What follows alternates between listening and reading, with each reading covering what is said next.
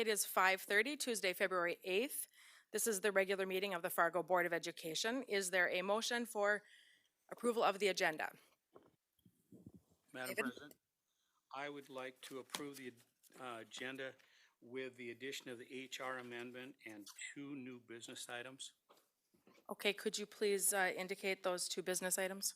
One will be a motion to add the Pledge of Allegiance to the agenda of each board meeting. The second will be a motion to increase substitute teacher pay. Is there a second? Is there a second? Second. A second by Brian. All in favor signify by saying yes. Yes. Yes. Yes. Opposed, same sign. The agenda is approved. Moving on to recognition of the audience. At this time, the board will hear comments from the public. We ask that each speaker who has signed up to address the board state their name and home school district for the record. Speakers must refrain from using this forum to criticize or complain about a specific employee or student by name. Vulgar or profane language will not be tolerated. The board is interested in your comments and will listen carefully, but is not obligated to respond to or debate issues in this forum. Should you desire a written response to a specific question, you may request it. This evening, the speaker will be allotted a maximum of 5 minutes. Upon conclusion of the allotted time, a chime will sound and the speaker will be asked to conclude. If necessary, a final chime will sound 15 seconds later, signifying the end of the time at the podium. And we have one person signed up to speak with us this evening, and that's Carol Seville. Welcome.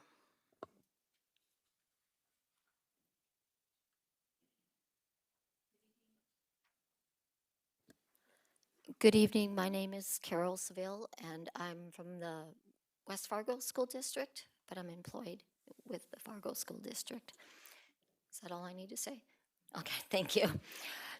So good evening. My name is Carol Seville. I'm standing before you tonight because as a staff member of Fargo Public Schools, I deserve to have the complete AP 6061 anti-bullying policy and my allegations in AP 6061 bullying response format complaint to be thoroughly investigated according to the policy. I want to share with you some quotes from my November 16th meeting with HR. I quote HR, "Honestly, I am hearing concerns really from both sides right now. My role is to make a decision with the information I have. What kind of remedies or outcomes or things that do need to happen. There isn't going to be an expectation where I or blank can remove blank out. Further on, I felt HR had victim blamed me when I stated to him that it sounded like he was putting responsibility on me. He responded, "But you do have responsibility. You have some instances that you have documented where you feel she is not professional. She has some instances where I think she feels the same. So I can't dismiss both outright. The truth always lies somewhere in the middle. And so you both bear some responsibility for the working relationship. I personally feel HR's role was supposed to be doing fact-finding gathering relevant to my AP 6061 bullying response format complaint. Why had HR already been meeting with the alleged offender and her witnesses before me? HR's decision to handle the investigation this way made me feel like I was being intentionally discredited. HR's statement made me feel like I was being investigated and that he had already determined an outcome to an investigation that had not started. I reported to the FEA on October 29th, 2021, right after I was screamed at and verbally threatened because it was the straw that broke the camel's back. I collapsed in my office, shaking, stunned, humiliated, afraid, sick to my stomach for over 3 hours. I was scared. She was going to hurt me if we were in the room alone together, so I kept my door locked. I was appalled to find out that she self-reported to administration as I sat in my room and still no one came to check on me. No one. 6 days later, in the same doorway, she again put her face in front of me and this time quietly bullied me. No Fargo Public School administrator, absolutely no one, has shown me an ounce of human decency support, kindness, compassion, or empathy throughout the investigation. I ask that Fargo Public School follow their AP 6061 anti-bullying policy resolution procedure and investigate my AP 6061 bullying response format complaint allegations and the AP 6061 anti-bullying policy for violations. I further respectfully ask for it to be completed alongside an investigator from our area who is trained in cases like mine. I had nothing to gain by coming forward and everything to lose. And lose I did. I love what I do because when I am supported in doing my job to my fullest potential, kids thrive, and there is nothing better than that. Thank you. Thank you. The next item on the agenda is the report section. We have a presentation on STEAM monitoring, Choice Ready by Dr. Jonas and Andy Dolan. Welcome.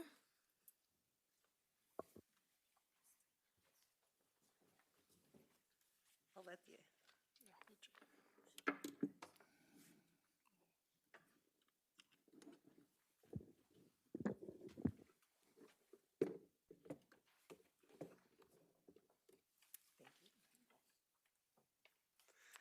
Good evening, everyone. It's a pleasure to be here. I'm Denise Jonas, Director of Career and Technical Education, and it's been a while to see everyone in the same room face to face. So I'm happy to be here. It is CTE month, and so that's typically why I am on the agenda. And one of the things I just want to share before I get started is, first of all, to thank you for being a CTE champion. That is this theme for the Department of Career and Technical Education.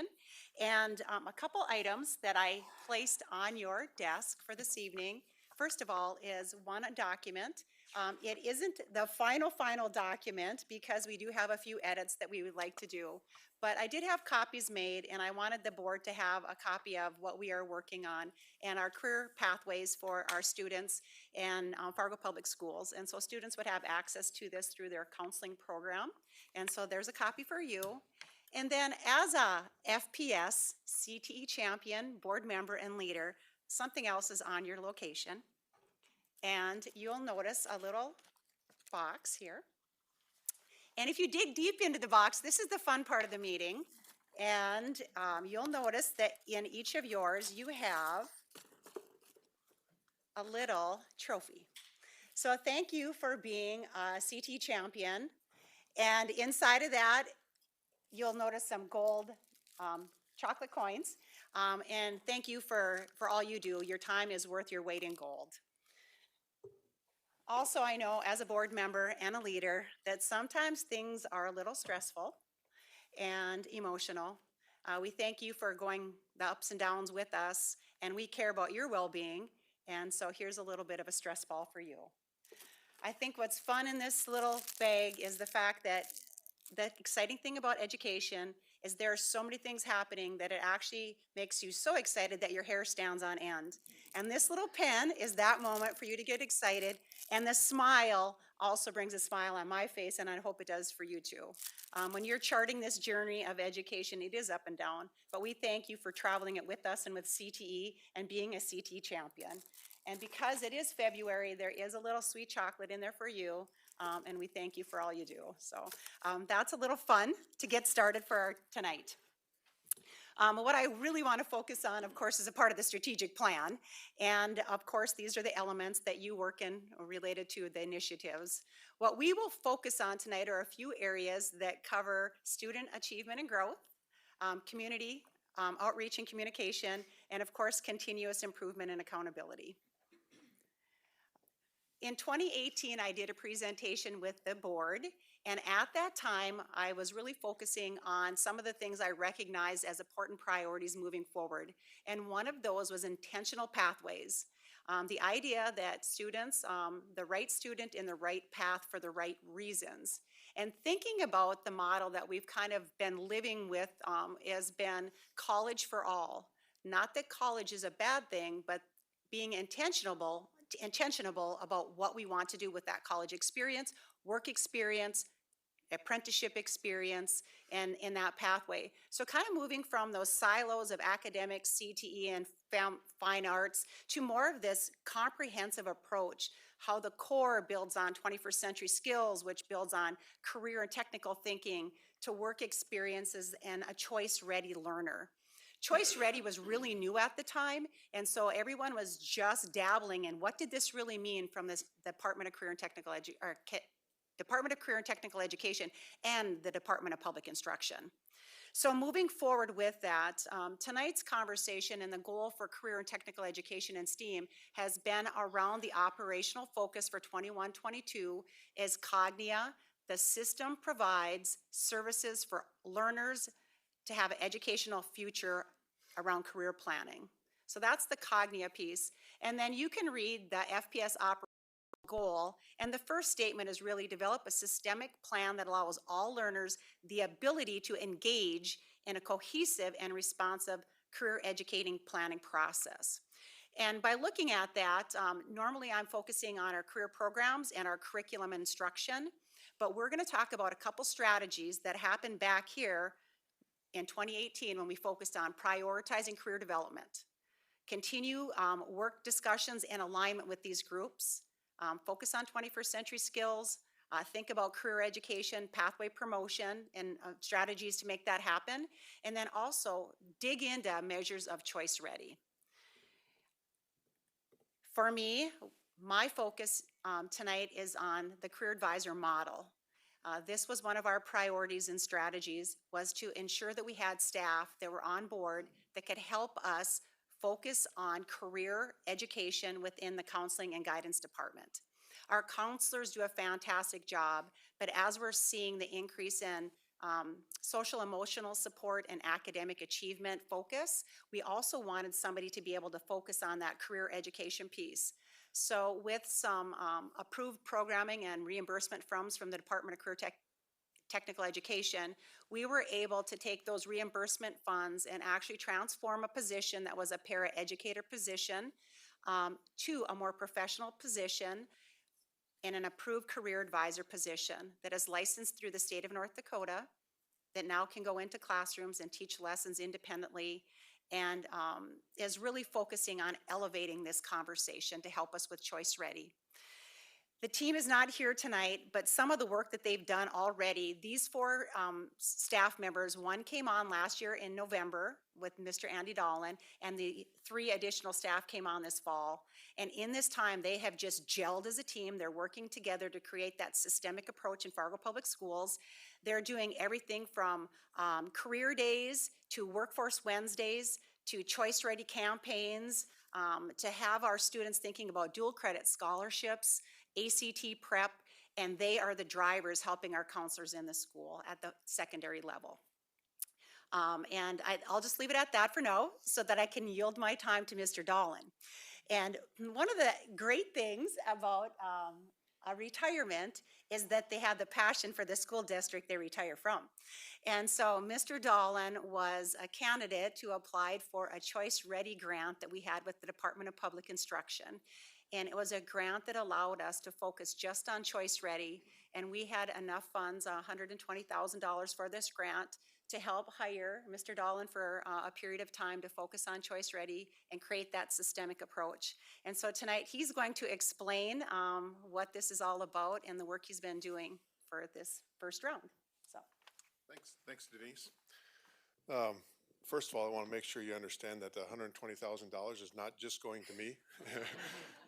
There's a lot of different things that were being used for that, but I want to share with you that I'm happy to be back and serving in this capacity. The screen that you have in front of you describes the Choice Ready chart that is the identifier for a graduate that finishes their high school careering at our schools. And you'll note different color schemes there. There's this essential skills area. The essential skills area are things that are mandatory, at least the first 4 things are, and then there's a choice of different elements within that. And then there's 3 strands. The one strand is in green, the other strand is in orange, and the other one is in yellow. And to be considered choice ready, students need to have achieved 2 of the 3 strands. They have to get to the gateway, they have to pass at least some of the blue area, and then they want to be at least 2 of the 3 areas. And we don't have enough time to go through each one of those elements, but part of my job is to make sure that we describe the criteria that's necessary for us to determine whether they're choice ready. Part of this whole big picture is that choice ready gives us the accountability points in identifying whether schools are at one level or the other. And so you can see the pie chart over to the left there, and 21% of the area in choice ready is part of this accountability factor. You can see the other factors in there of ACT, which is in that kind of that bluish color. Graduation is a factor, along with a climate survey that they'll be taking here this spring, and also EL proficiency. And again, those things make up how we rank schools and identify whether schools need improvement in the state of North Dakota. So that's the big picture. What I want to share with you is that in my past life, really, at North High School, what I would do is that latter part of April, knowing that this report had to be completed, I would start gathering the resources. I'd start talking to our career advisors, I'd talk to our registrars, I'd talk to my secretary, and try to gather all the information. It was kind of time consuming, right? It was completed in the month of May, submitted in June, and I let it go, right? Well, we didn't do much analysis, and so part of the role that I'm playing now today is that we're gathering the information in real time, and I got to thank a lot of people with regards to that. Stephen Dureau, who is behind me here, has been instrumental in helping us get the information, people in the activities office, data processing. So we really have live data now that we can share with counselors, we can share with principals, we can share with students and parents. And so it's moved from what used to be kind of a task to do at the end of the year, now is ongoing throughout the year. So that's going to be much better. The other part that made a difference is that the North Dakota legislature required that scholarships for incoming freshmen are now a part of the choice ready set of indicators. And so that's going to be really quite critical as we go forward to make sure that our kids are eligible for scholarships and so that they know how to plan for the future courses. So with the help of Stephen and others here, we've developed this template that's in front of you. The template really is an example of a student that has completed some of the requirements in the essential area.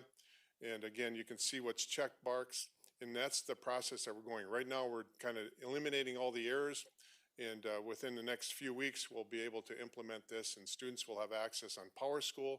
They'll also have parents will have access there as well, and they can start making some informed decisions.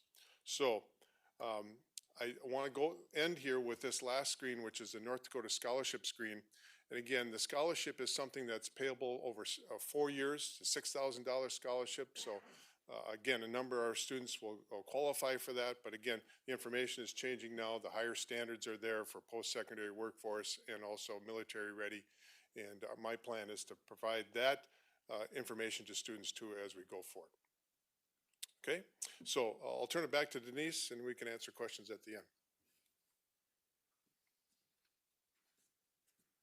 I think obviously Mr. Dahlin, Mr. Dureau, and Dr. Gross, they've done amazing work to go through this process. It's just complex on the backside, but what's exciting about it is now we can actually use the information to help our learners make decisions and actually show them where they're at in the process versus having that autopsy feeling at the end like it's over too late. At 8th grade, it shows if they've completed some of their work. At 9th grade, 10th grade, 11th grade, it's looking at their attendance, and that can motivate students when they really see in real time, wow, my attendance isn't as good as it should be. That is affecting my learning. And so it is absolutely powerful, and we're so excited to have this project moving forward.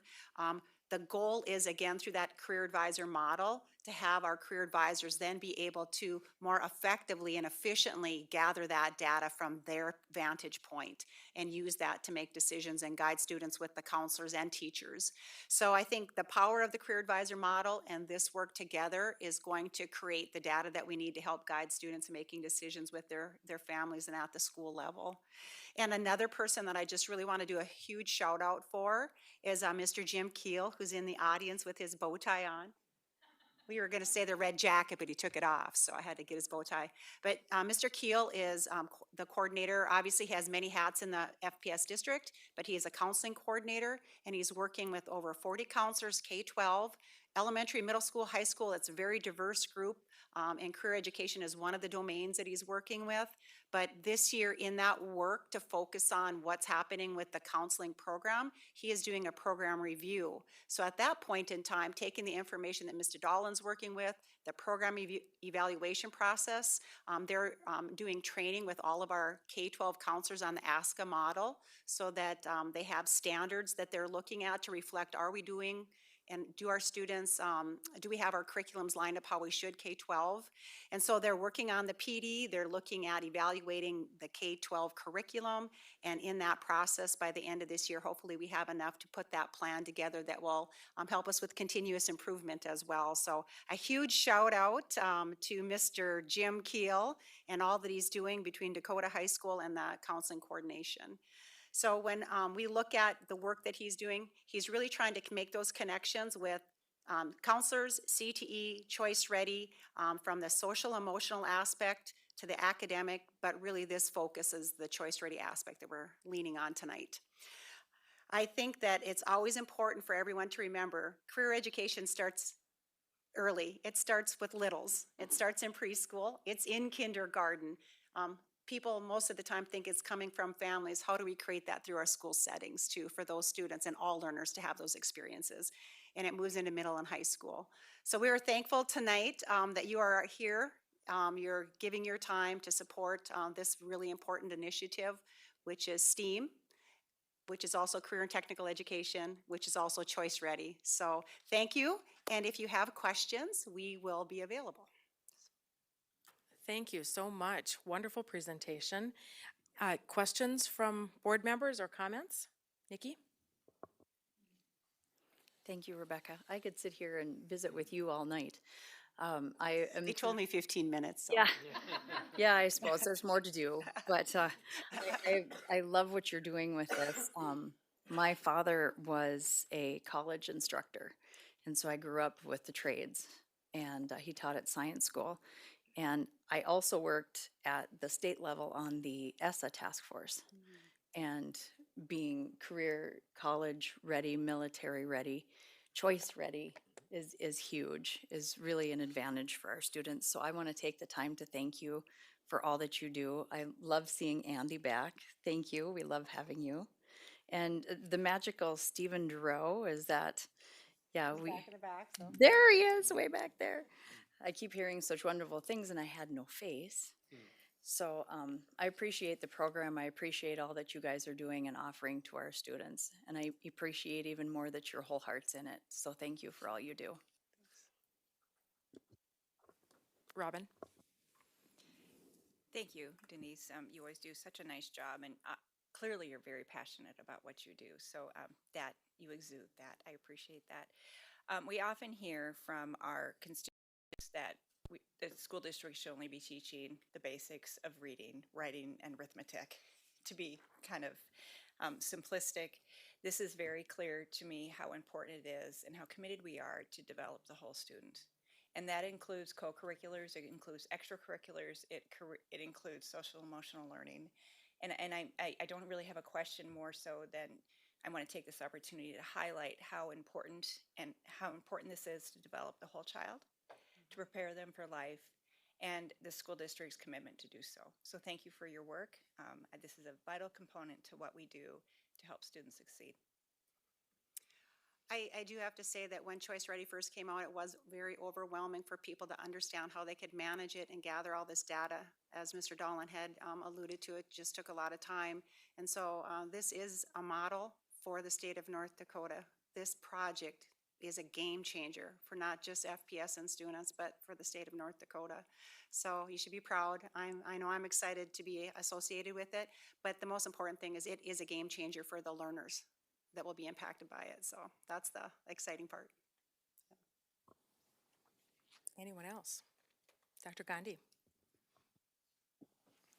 First, just want to recognize Dr. Jonas, Mr. Dolan, and Mr. Keel, and Stephen Duro as well. But their leadership in the district has just been instrumental. And just want to remind and circle back to a conversation around Choice Ready for board members. As you may have remembered, last year when Choice Ready indicator data came out for the district, it didn't look as favorable for many of the large districts in the state of North Dakota. And part of that there was really two challenges with that. One was the fact that there wasn't some flexibility on self-reported data timelines that actually worked against a couple of our high schools and a couple of other large neighboring high schools as well. And then the second piece was also, I think I shared this information with the board at that time. When you take a look at the ratio of what the indicators wanted to meet, isn't necessarily as favorable for some of the districts that do have a diversity in their student population and are representing or serving a larger group of individuals. So we do expect to see some significant progress in the state's recording of that data just for addressing those two things. And that's one of the areas where Mr. Dolan has been just instrumental. I do want to say this is a blast from the past for me because it's been about 2 years since I've seen one of your spreadsheets, Mr. Dolan. So I know Bob and I used to see him often, and it's good to see that again. But just want to recognize their work. Later today, you may be hearing just some comments and conversations just around, Choice Ready and then where we're headed with our counseling program as well. Mr. Keel's leadership through that's been instrumental. Earlier today, we met with representatives from all of our high schools during our quarterly superintendent luncheon. And one of the things that they really talked about was the impact of school counselors and their ability to develop their own agency in their learning. And that really is a testament to all of our counselors. And it's just appropriate that we recognize them this week because this is Counselor Appreciation Week. Though their work is recognized every single day, it is important to highlight that as well. So thank you to all three of them. Thank you, Dr. Gandhi. Thank you so much. Always very, very enlightening and entertaining in such a positive way. The enthusiasm that you have for the work that you do is so clear, all of you. And as someone that has a couple students that are looking at graduating this year and have had a student graduate a few years back, any of us, I think that I feel like any of us that have had students go through a high school program might look at this and say how valuable it would have been to have, years ago. And so it's been also very interesting and enlightening to see how the process has evolved. So where we are today and how much you know how much you've been doing to get us to where we are today. But it's just been improving along the way. And can't wait to see what we learn next year. Thank you so much. Stay tuned. I'll be back in February We 2023. will welcome you. Okay, the next item is the Recess Commission report. It's memo 76. And Kim Rieger from the FEA will be presenting along with Nikki Gullickson from the board. This is one of the MOUs that was signed jointly by the Fargo Education Association and the board in terms of an agreement as we narrowed down our negotiations process. And so this report is a culmination of the work that commission did. So Kim, go ahead, and Nikki, feel free to jump in as you feel appropriate. So, Thank you. did everyone get the report? Yes. Okay. So, very proud because I am a taskmaster to have our first MOU completed. And we did have 10 members and we met 7 times to research and collaborate a solution to the elementary recess. We made several changes to the wellness policy, 3250. And in that policy, we updated minutes of our physical education instruction at all grade levels. We agreed to an unstructured play for students at recess. Temperature, we agreed upon to -10, including the temperature and wind chill. And we also agreed to a staff ratio of 1 adult per classroom.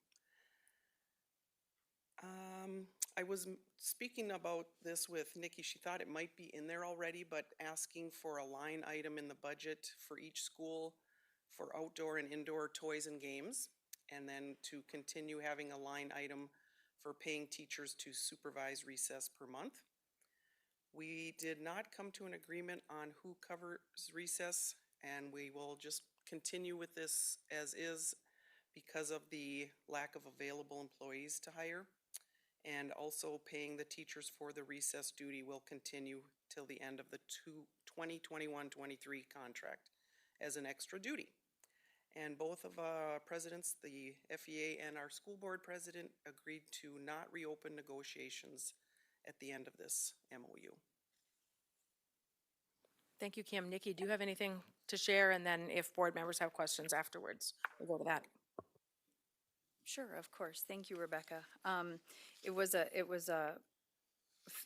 well, I won't say quick, but we did a great job. Kim is a taskmaster and kept us rolling right along, and that is in a good way. I do believe that we had talked about that paying the teachers as an additional duty. I believe that's in here because we had talked about keeping that in place until negotiations, again, what you had mentioned. I don't know if the dollar amount, the line item for equipment across the board, is that in there? That's why we added that to your memo. So that would be something we want to look at. What I really appreciated with this came out of negotiations. This offered us an opportunity to really take a look at what does recess look like, or what should recess look like for Fargo Public Schools. So we got to step back and look at a little bigger vision. In there, we discovered that we had discovered a whole lot of it and not a ton of things changed. But we kind of agreed to just hold the needle steady right now until the next round of negotiations and see if the job market changes, just what all else can take place at that time. Because there wasn't really another viable option for right now. But we did take a look at all the data that we could get our hands on, including different types of recess, the job outlooks within the area, all the things that were requested within the MOU. So I really feel that we stepped up and met that. We had a good crew. We had a lot of good, honest, open discussion about it. And this was the result. And I'm appreciative of that. Thank you. Thanks, Nikki and Kim. Missy, go ahead. On the report on page 3 is where we put in that we would recommend that each school receives $2 per student for recess equipment. So it is in the report. Thank you, Missy. Dr. Gandhi, you have your hand up? Just a couple of questions, and this might be for Nikki or for you, and then maybe one for all three of you that served on the commission, or even if any of our staff did. I think first, just in terms of process and expectations of the board, this was a MOU. This is the summary of a task force or a commission that was negotiated with some recommendations for operational changes per our governance structure, whether it's policy, whether it's the way we account and budget items. Is it the expectation of the board that those recommendations are adopted, and are you directing administration to take all of those? Or are you just saying for us to review those? No concern with the policy changes, but we do policy changes in the summer. Or is it your expectation that we make those changes today? If we're going to change budgeting practices without Jackie being here, or how things are reported or teased out, we have a process for that through planning committee as well. So I'll start with those two things, just what's our expectation, so we can make sure that we fulfill the board's intent. Thank you for that. I figured that a question like that would arise from these recommendations. So Nikki and Missy, or Kim, do any of you have something that you would like to add at this point? Nikki, go ahead. I'll just add a little bit of background to that point, that as we were going through this and we were discussing the different processes at the different schools, we also discovered that there was different equipment available, or lack of, at other schools. So our hope is that we can put in place a certain amount that can be allocated for kids. We've discovered that teachers were bringing their own balls so the kids could play ball at recess, or different things like that. So we were trying to find a minimal amount that we could say that each school has to utilize to be able to provide these things at recess. So if we would recommend that it's a review, I'd like to hear the result of that. I don't know the direct impact of that. We're talking probably elementary schools. Yeah. Anyone else have anything to share regarding process? Kim, go ahead. I do believe our group discussed that we would have the AP policy looked at before summer because we've already implemented that 10 degrees because it used to be -15. So I think that our group was hoping that that would come to administration and that would be changed before summer. Thank you. Missy?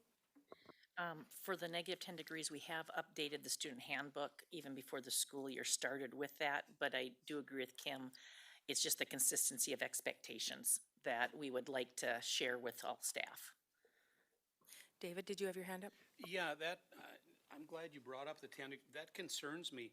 -10, with the fact that the wind in North Dakota is generally blowing about 40 miles an hour, that turns a 10-degree day into a -10. Have we It found? includes wind chills, so. I know, that's including wind chill. So 10 degrees with a 20-mile-an-hour wind is gonna be about a -10. So does that mean that that most of the days we're not outside for recess?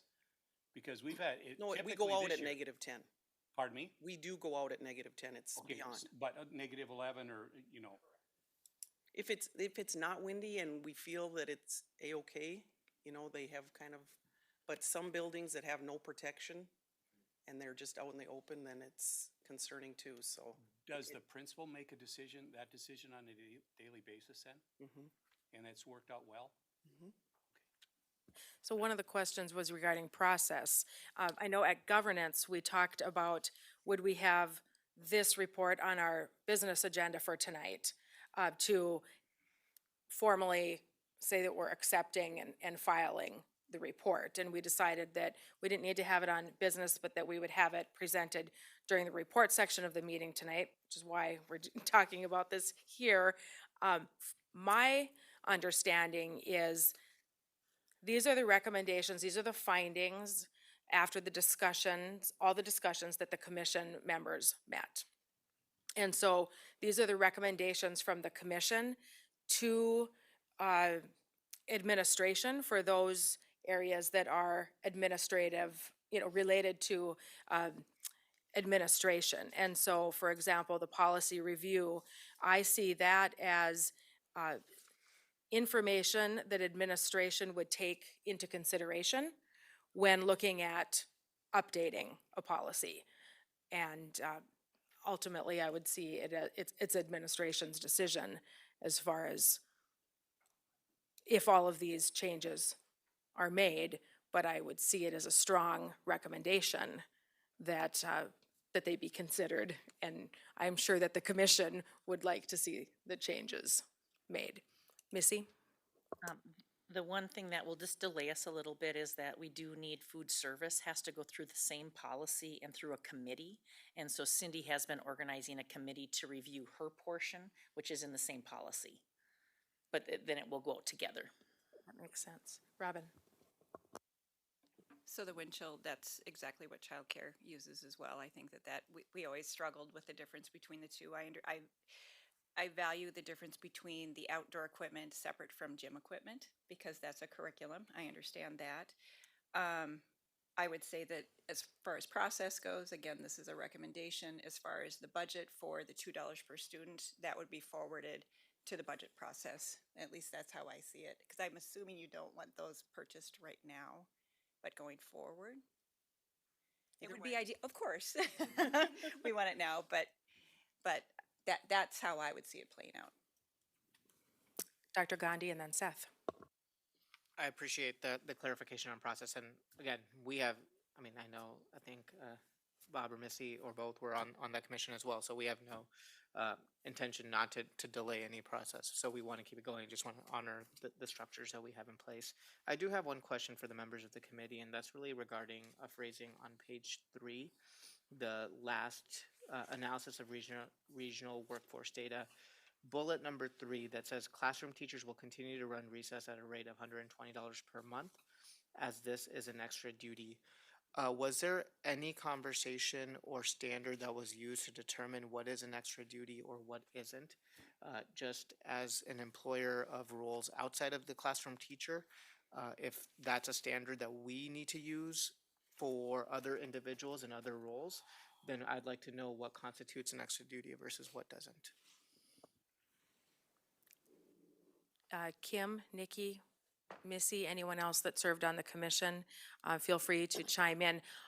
Well, actually, I recommended, the board recommended that Nikki serve on the commission for the board's liaison. I attended 2 meetings. I observed at 1 meeting and filled in at 1 meeting when Nikki was not able to attend. So I would defer to Nikki overall. Go ahead. Okay, thank you, Rebecca. As far as it being an extra duty, we did take a look at the listing of the duties that teachers do have. This is something that we learned through COVID, and it became something that worked really well. And it also goes along with not being able to hire people to be able to cover that lunchtime piece. Therefore, it was worded as an additional duty. Now, if that creates an issue in other areas, then maybe we need to take a look at that wording. Is it the wording or is it the responsibilities of that job? Go ahead, Dr. Gundy. I'm just asking for what the standard is. We try to universally apply as many of the applicable provisions of whatever's negotiated with between the board and the Fargo Education to all of our other employee groups. As we know, the shortages of staff and labor across multiple different levels and employee groups within our organization has led to individuals that we do have employed taking on those additional responsibilities as well. If the expectation is that for those that are in the administrative purview that are not in the board's purview, that we are to recognize additional duty by a certain standard, which results in a certain compensation, I'd like to know what that standard is and what that formula is, and then work with the planning committee to take a look at our budget and see what we could do, because I just don't know what constitutes an extra duty in this situation versus, because we'll have the same questions from other employee groups. If that's the expectation of the board, we just want to be fair and equitable. Anyone else on the commission care to speak to it? Nikki, go ahead, or excuse me, Kim, go ahead.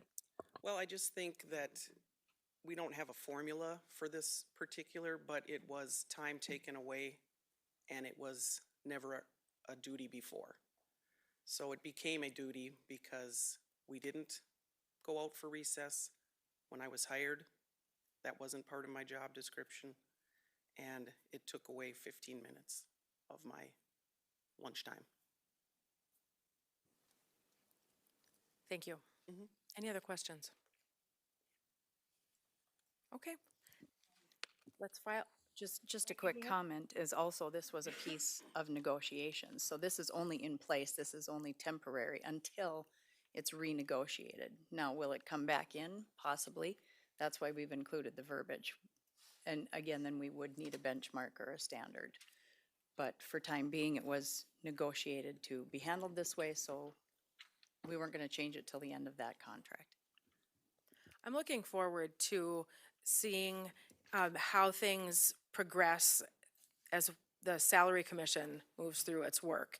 And I would encourage that after both of these commissions finish up, that we have a discussion at some point about just how it went, you know, kind of a post-mortem on the commissions themselves. And it might not be only did we get what we wanted, you know? Are the people covering recess that, you know, we wanted or someone else wanted? That's not so much what I'm getting to. Or did we get to the salary structure that, you know, we want or someone else wants, but more about the process of working together, more about the process of when there's something that we are working on addressing during negotiations and we're hung up and we just can't seem to move through or we're stuck. Is this MOU process something that helps us get to solutions and helps us work together? So I'm really interested in what we all have to say about that, especially after the Salary Commission finishes up its work. And I just encourage us to keep an open mind that it can be a good process for us to discuss things in a way that where there can be adversary, but we're set up in a different way to work together as one team. So thank you so much for the work that has been done, and looking forward to the work down the road. Kim, you're here for the FEA report. First on my report is about the calendar. And I believe we're walking a fine line as per the contract on page 14, also in our administrative policy 4110. The calendar shall not be changed without first discussing the changes with the FEA president and given an opportunity to share thoughts and concerns on the changes. And yes, while I was shown the calendar and then later giving FEA suggestions, they seem to be ignored. For example, making February days off into student contact days, or possibly changing our EL 14 to have storm days become student contact and then make those storm days into e-learning. Instead of listening to these ideas, the cabinet said they would make the days prior to a major holiday a student contact day. This would benefit neither the student, families, or any teaching staff. Lengthening the calendar with an earlier start and a later end date is a hardship for staff that have other jobs, have made vacation plans, or have daycare or other family issues. I personally have received 58 emails from staff with these concerns. Plus, the FEA Executive Board have heard from many staff that they work with in their buildings that are against this calendar. Early out days are good for staff and would incorporate a district-wide PLC plan across our curriculums. I think that the late notice for people to make changes to their summer schedules is a hardship, and FEA would like to start with our early out implementation for the upcoming year and discuss additional changes of the 23-24 calendar during the calendar committee meetings.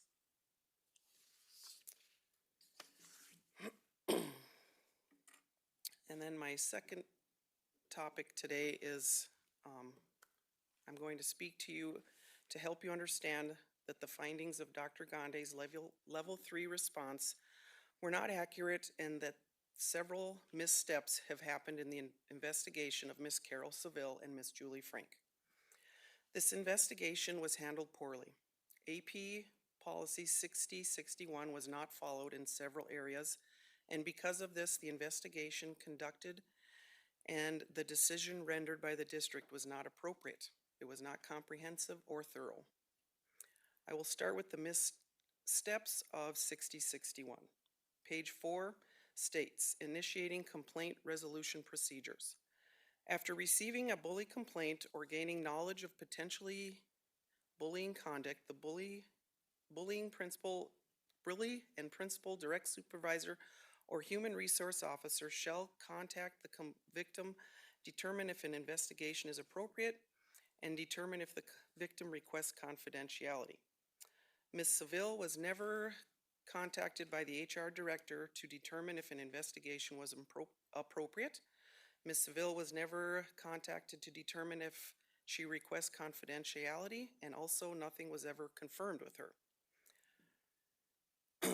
Secondly, a prohibition on meeting with the accused. At no time during the informal or formal resolution process shall the complainant be required to meet with the accused. Meetings continued with the accused and happened several times during the investigation formal resolution process and within the investigation timeframe. And third, interim measures. Pending the final outcome of an investigation, the district shall institute interim measures to protect the complainant and inform him/her of support services available. The only interim measure was changing Ms. Seville's supervisor. She was still having several meetings with Ms. Frank over this 30-day investigation. HR also did not inform Carol of support services available during the investigation. As you just heard, there were clearly several missteps and violations to this policy. These violations have added unfair stress to Ms. Seville and probably changed the outcome of this investigation. The investigative letter dated December 3rd of 21 states, during the investigation process, it was found that Ms. Seville and her supervisor, Julie Frank's statements contradicted each other. However, respondent testimony from the investigation report submitted November 19th states, Julie Frank didn't recall stating that. She admitted that she did say the entire statement. Julie did state that she remembered telling Carol, and specific to the claim of Julie telling Carol, don't worry about the data, she recalled that she might have been her way of telling Carol to just make an appointment. Do these statements sound like they're contradicting statements to you? I don't either. In response to Dr. Gandhi's level 3 response, Dr. Gandhi states the statement you referred or referenced in your complaint, Carol, no, get out of here now. I need you to get out of here before I say or do something to you I may regret, was addressed by the appropriate parties at that time in a manner that is both appropriate and consistent with district practice. What is that practice? How was it handled appropriately? To this day, no one has gone to Ms. Seville to apologize, to ensure her that it will not happen again, or see how she is doing. Is this appropriate? Mr. Andrig interviewed Ms. Sarah Schaefer as a possible witness. Ms. Schaefer stated that I have not personally witnessed any of the interactions listed in the complaint. This statement might be true. However, Ms. Schaefer was informed by Ms. Frank when she self-reported saying, Carol, no, get out of here now. I need you to get out of here before I say or do something I may regret. Ms. Schaefer told Ms. Seville and myself that she had self-reported this. Why was nothing mentioned during the interview about this self-reporting conversation? Is it appropriate? It sounds like to us that since it was self-reported that all is good and okay. This is not okay or appropriate. Mr. Gandhi also states, however, during the investigation, you were specifically asked by the investigator if there was anyone else who should be interviewed who could have witnessed the alleged events. Ms. Seville stated no, as she assumed Mr. Andrig had already interviewed the people listed on the AP 6061 bullying response form that she submitted November 5th. Once Ms. Seville received the investigation report, Mr. Andrig had not interviewed one single person on the form. Not one. HR interviewed 2 of Ms. Frank's potential witnesses. Again, another missed step in this investigation. As you read this report, you must wonder why there is more on job performance than the possibility of a victim to bully. Dr. Gandhi states in his findings that the purpose of the final investigation report is to summarize the information gathered during the interview. The information provided in the final investigation report is a true and accurate reflection of the information obtained through the investigation and is directly related to the allegations in your original complaint. While we do believe anything related to Ms. Seville's job performance should be included in this report, but if so, why didn't Mr. Andrig ask Ms. Seville to reply to concerns of her job performance when he interviewed or spoke to her? She had no opportunity to respond to the accuracy of the statements made. If there was a contradiction to the statements, would they have been found unsubstantiated? Would the steps given to Ms. Seville to find a communication path for supportive feedback around improving employee performance been the same? No. There would not have been any steps at all. Another misstep in the investigation. In summary, please remember what your very own Policy 6061 states. Bullying is defined by the victim target, not by the bully. Bullying means any physical, written, or verbal expression or pattern that is intended to cause or does cause distress to one or more persons. It includes 3 important components. Bullying is aggressive behavior that involves unwanted negative actions. Bullying involves a pattern of behavior repeated over time, and bullying involves an imbalance of power or strength. I have stated several missteps in the violations of Policy 6061. 1, Ms. Seville was never contacted to determine if an investigation was appropriate. Ms. Seville was never contacted about requesting confidentiality. Ms. Seville had several meetings held with the accused. Ms. Seville was not given support services available during the investigation. Ms. Seville's witnesses were not interviewed. Contradicting statements were not contradicted. Ms. Seville was never given a chance to respond to the job performance statements. And because of this, we are asking for the following: to find against Dr. Gandhi's decision that the investigation conducted and the decision rendered by the district are appropriate, comprehensive, and thorough. To throw out this investigation report submitted November 19th, 2021, and the investigation letter dated December 3rd, 2021. To ensure the districts conduct a new investigation to be performed by an outside source. And lastly, to provide training to all administrative staff involved in this investigation on how to conduct an investigation with integrity and the importance of following your own policy. Thank you. Thank you. Dr. Gandhi, the superintendent's report is next. Thank you.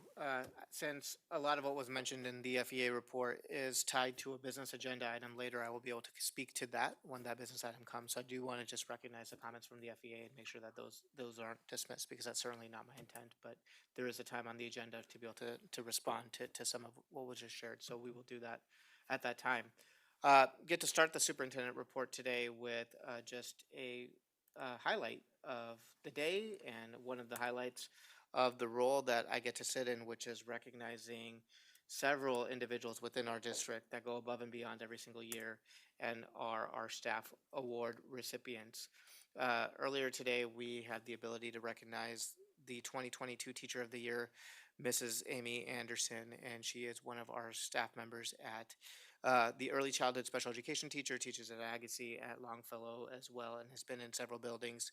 Just a phenomenal individual for both just the services that she provides to students and making sure that she is able to educate our youngest learners and meet them where they're at, but also just be a peer and a mentor to several of her colleagues. So we're extremely grateful for Mrs. Anderson and really would like to celebrate her. And we do have a couple of other surprise awards later coming this year yet as well. So we're very excited for Ms. Anderson. We're also extremely grateful for our media partners. We really had a strong showing today to be able to celebrate some of our staff. And in a year where we know that our teachers continue to go above and beyond, to see several of our media partners show up and be able to be recognized was just great. So thank you to all of the media partners as well for Fargo Public Schools. Next thing, at the last governance committee meeting, when we were discussing the COVID-19 updates that we have now removed from the school board agenda, as some of the more controversial mitigation strategies are no longer being implemented in the district, I had shared that the data posting that the district does, although it's continuing now over time, it may be discontinued because we're able to access the same data that many individuals or stakeholders are seeking about our district through the Department of Health website. And it was asked of me to be able to just share where that is. So health.nd.gov/K12 school dashboard with hyphens in between each one of them is where you can get data for both students and staffs regarding cumulative student cases or just today's active cases. You will see that currently when you get to the website, it's highlighted every county, every district, but you could easily just break it down to Cass County and then take a look at unchecking all the other districts except for Fargo Public Schools, and then even looking at by any individual school if you want as well. So this is the data that's reported per the Department of Health that is updated every day at 11 a.m.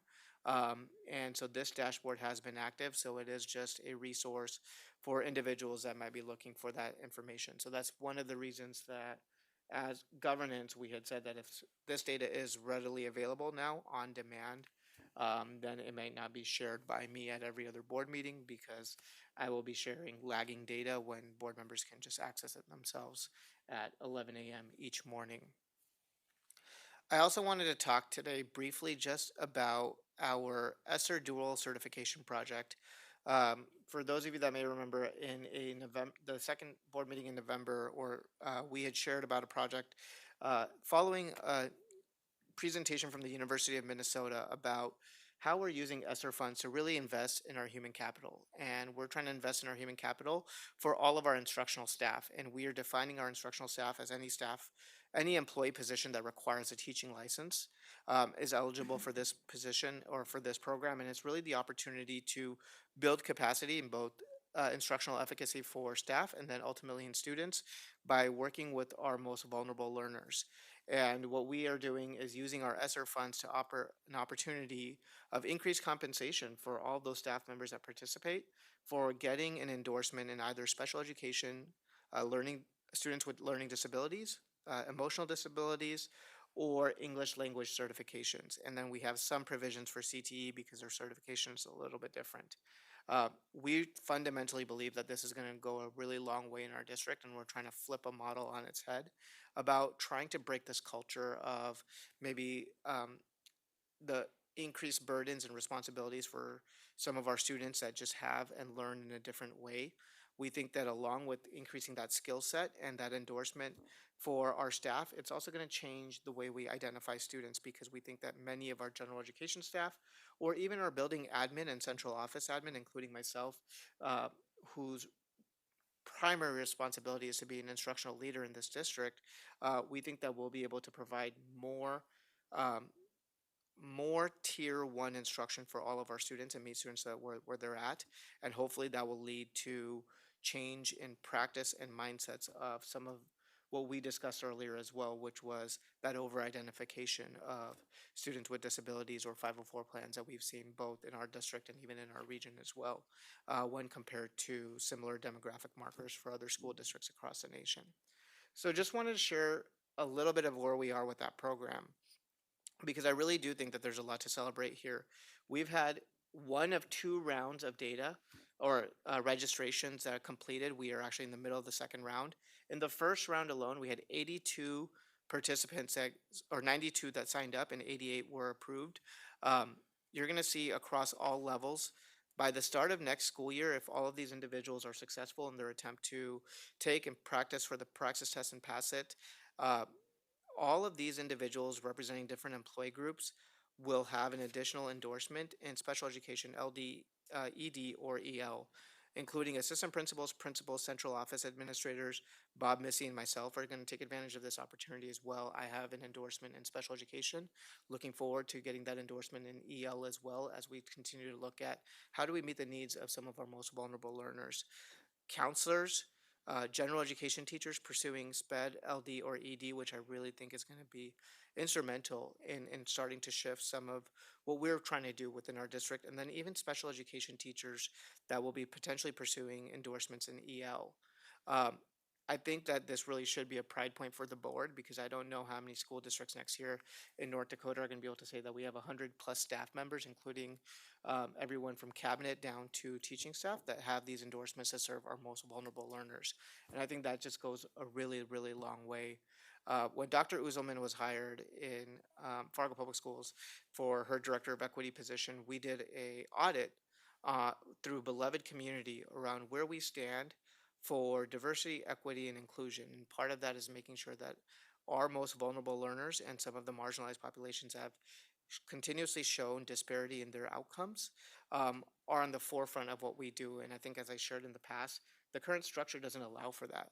And along with the 5-year plan on equity and inclusion, we are taking a multi-tiered approach on changing that. And if you look at Water's system of change, his model, what basically says is that you can change policies and practices and resources to address parity and disparity in outcomes, which is structural change. You can take a look at power dynamics and relationships, which is relational change. But the true transformative change happens in any organization around equity when you change mental models. And I think when you take a look at our instructional staff within our district, and you have 100 plus staff members that now have a skill set and confidence and the efficacy to work with some of the most vulnerable learners, I think we're working towards that transformative change. So really just wanted to highlight some of the success there of that ESSER project, and we really look forward to future participation as well. Thank you, Dr. Gandhi. Robin? I have maybe a correction to your report, and then I have a question about your substitute duty last week. So you had mentioned that 80-plus applicants are interested in this program, and you said that that is a pride point for the board. And I would politely correct you and say I think that's a pride point for the district and the educators. The board supported an innovative solution that was presented to us, but that is really purely an administrative function. So I think not only does administration deserve that credit, but our educators as well, because it really speaks to the value that they add to our students. Secondly, tell us about your substitute duty last week, Dr. Gandhi. You know, I wish I could share more. I had the opportunity to sub at Discovery Middle School, sixth grade social studies, but the teacher I subbed for, Mrs. Kathy Schott, was just absolutely phenomenal in terms of her sub notes, and she had her classroom management and her students working on point with some very high expectations that we're grateful for to see. So she left very detailed notes for the students to be able to complete what they needed to do, to the point where not even I could mess it up. So I was very grateful for that.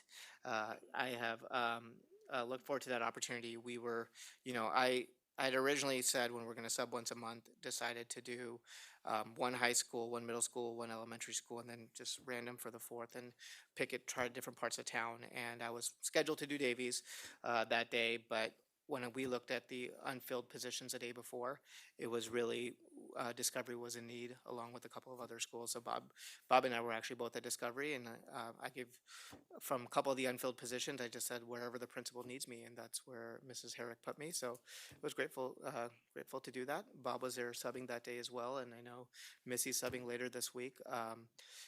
This is just where we are right now, so it's grateful to be able to support our staff. I know that it's happening, and we can make light of the situation because it's grateful to be with kids again. But I just do hope that we recognize the value of what our educators are doing day in and day out as well. So just being able to see that was great. So grateful for that. Thank you, Dr. Gandhi. Thanks for the question. Robin, any other questions from board members for Dr. Gandhi at this point? Okay. All right, let's move on to the consent agenda. And I did want to check first, do we have someone joining us on the phone this evening? I know Jennifer isn't able to be here in person. No, nobody has joined on the phone. Okay, all right, sounds good. Is there a motion for approval? Robin, I move approval of the consent agenda with the HR addendum. and is there a second? Second. Second by Jim. All in favor signify by saying yes. Yes. Yes. Opposed, same sign. The consent agenda is approved. Would we like to take a 5-minute break before we get into the business section? Okay. We'll see you back at about 1:45.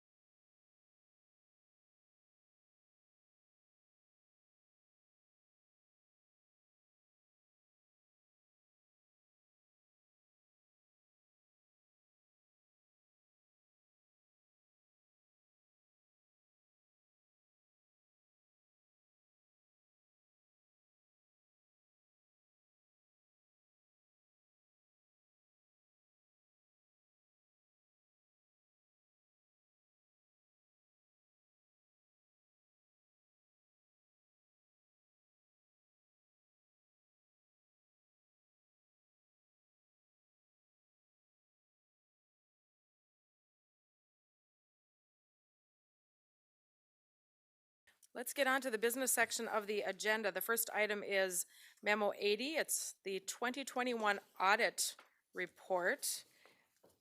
Jim, would you like to introduce this? Thank you very much. Obviously, this is a pretty comprehensive document. I'm sure you've all studied it up one side and down the other. I'm going to try and walk you through what I consider the highlights as chair of the planning committee.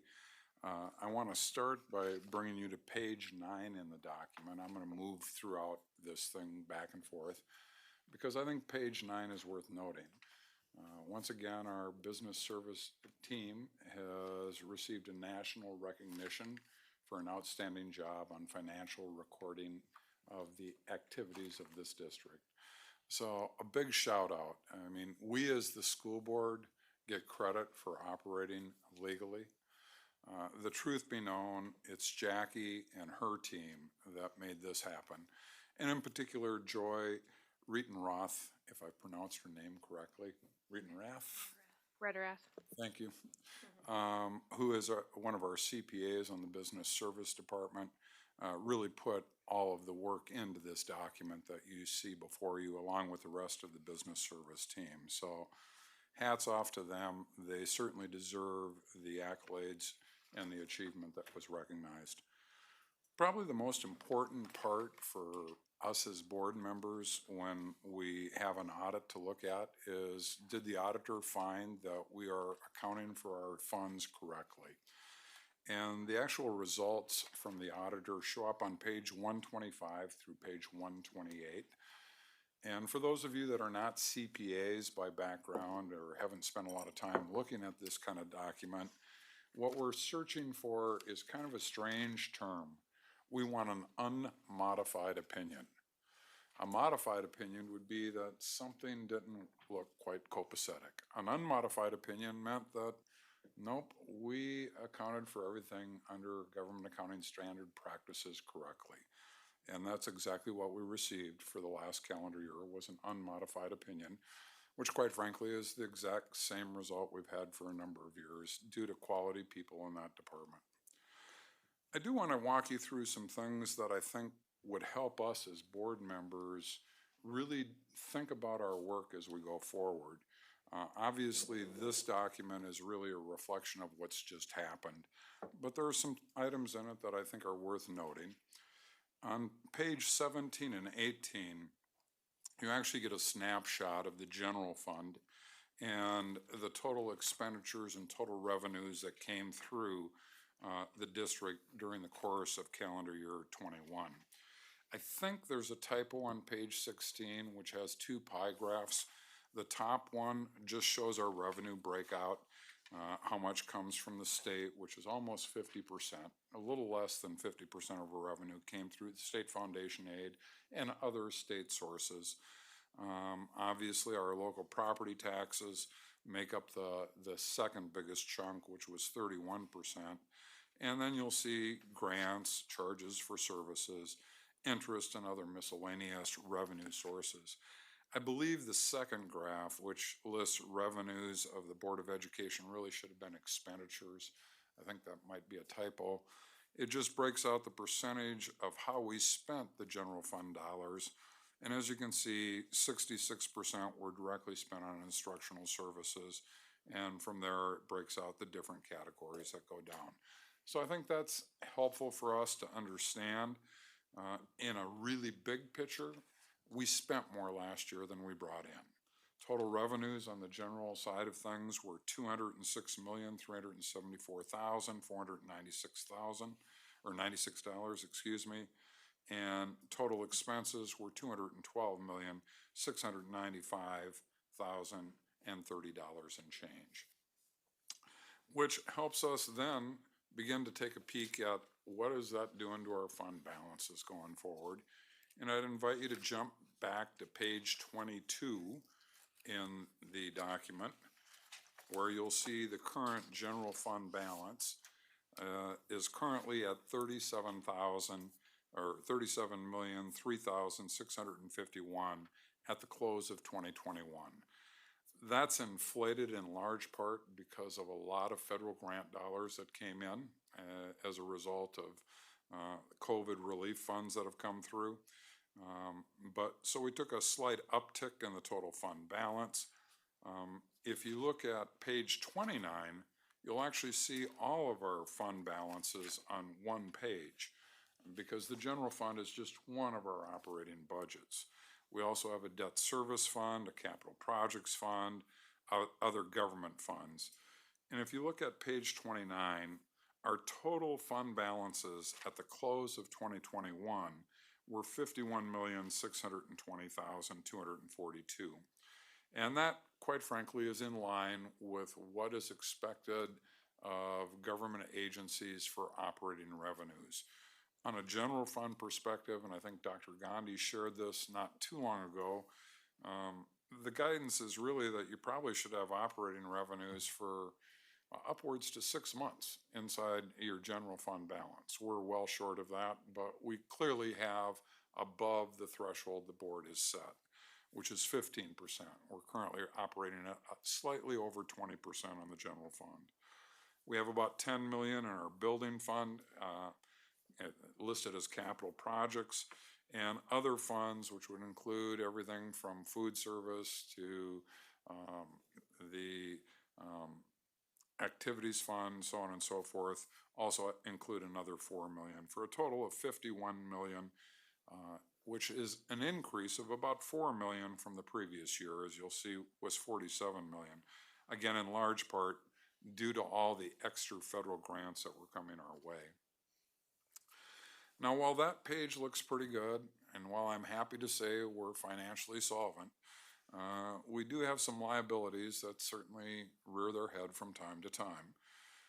You might want to understand what's going on page 46, because we have both our instructional staff and our regular staff covered by pension plans that are really out of our control. Our teachers are funded through TFFR. The rest of our staff is through PERS.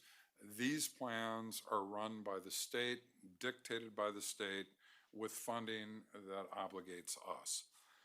On page 46, you'll just actually see what happened in this last year from a long-term liability perspective. If you look at the top graph, or top box of data, under our long-term debt, you'll see that we have 82,331,000. That's mostly our outstanding bonds.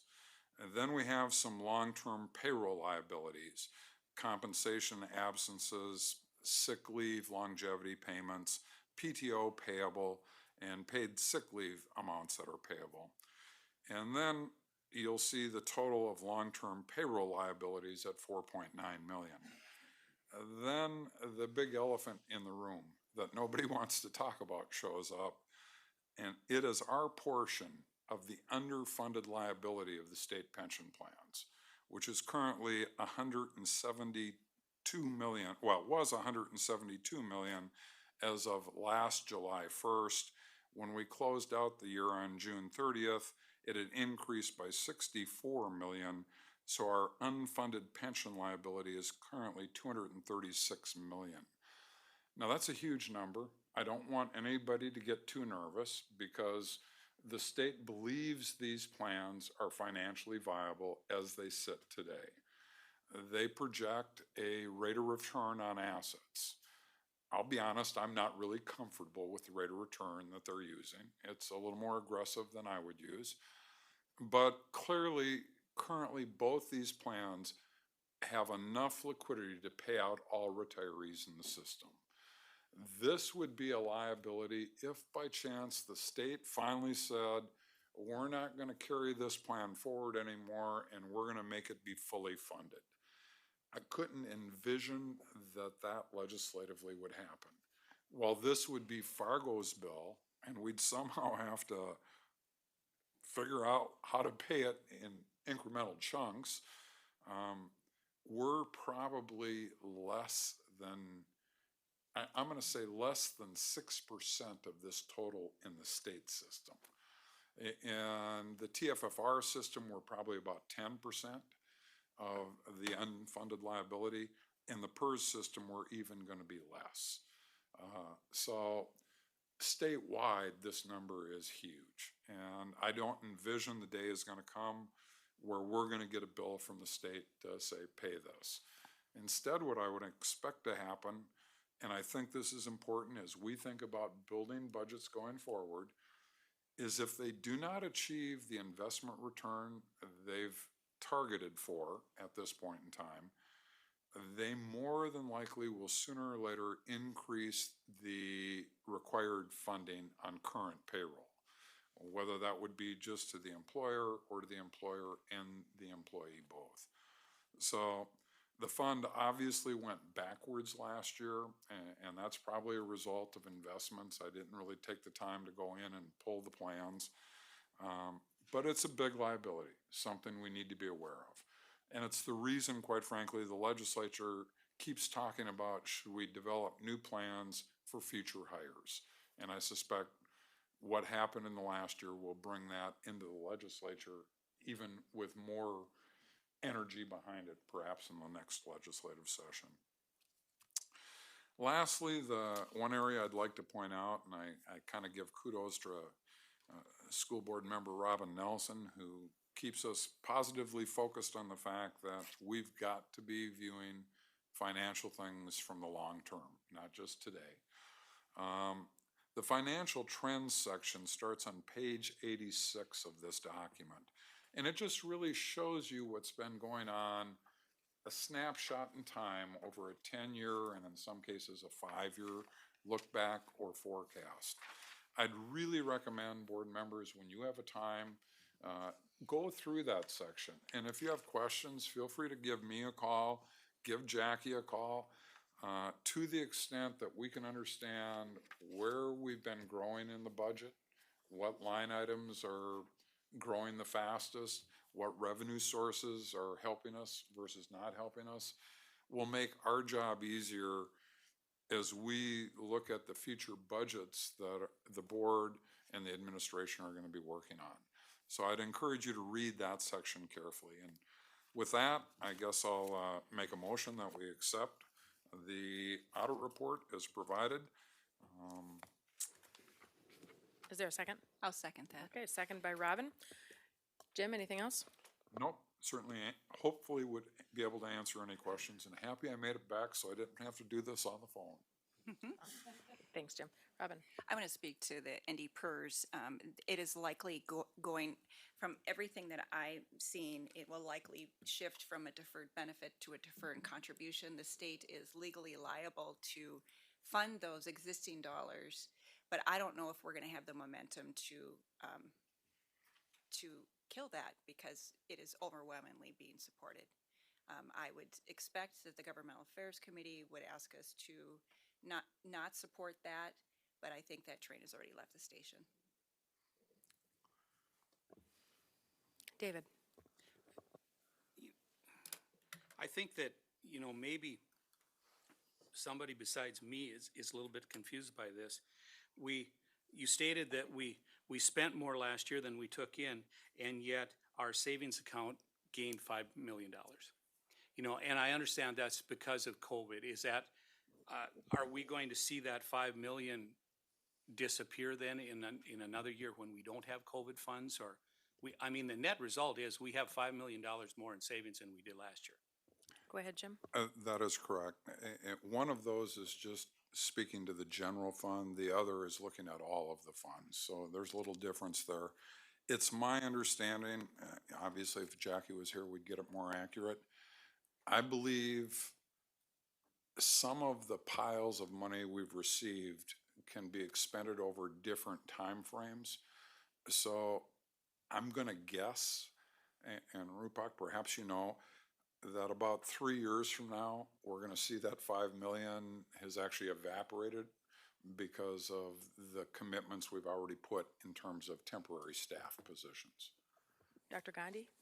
That is correct. I mean, we, culmination of about $44 million in federal funds over 3 different grant sources that have 3 different deadlines as well that we've utilized.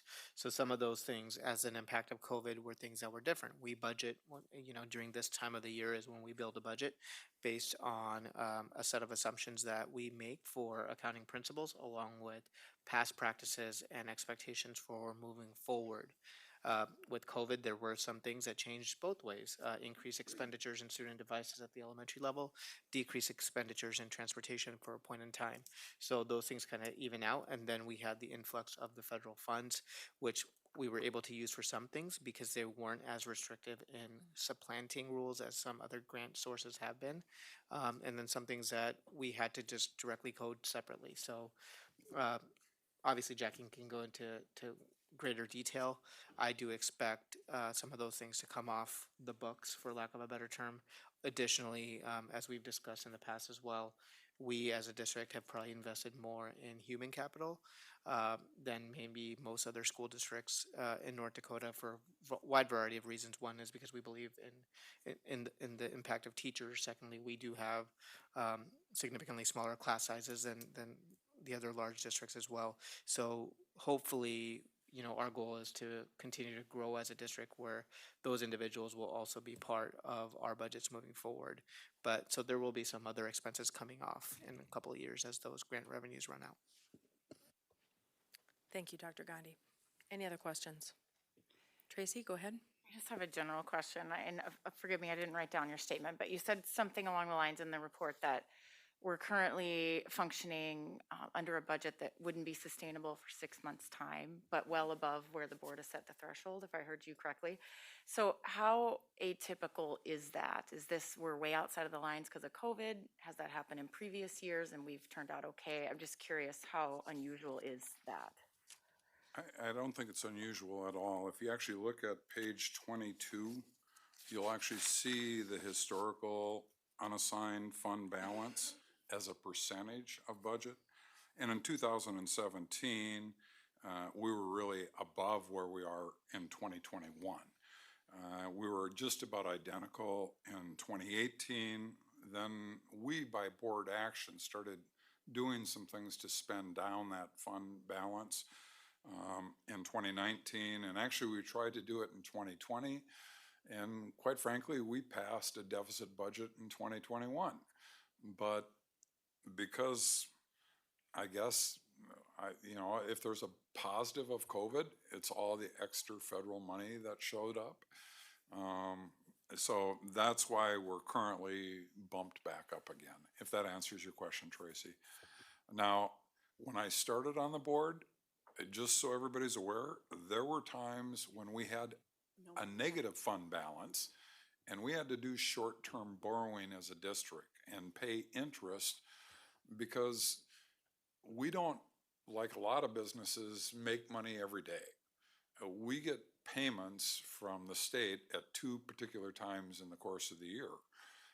We get payments based on property tax, I think, twice through the course of the year as well. So the fund balance doesn't really stay at this 37 million through the whole year. The critical number would be what's the lowest point it gets to. And we don't ever want to get to where we're back to a negative budget or a negative fund balance where we're doing short-term borrowing, because now we're spending revenue that we don't have to because we did not budget properly, if that makes sense. We might be a little above our target goal, which is really 15%, although we've kind of been 15 to 25. thinking that really wasn't as strong as it needed to be either.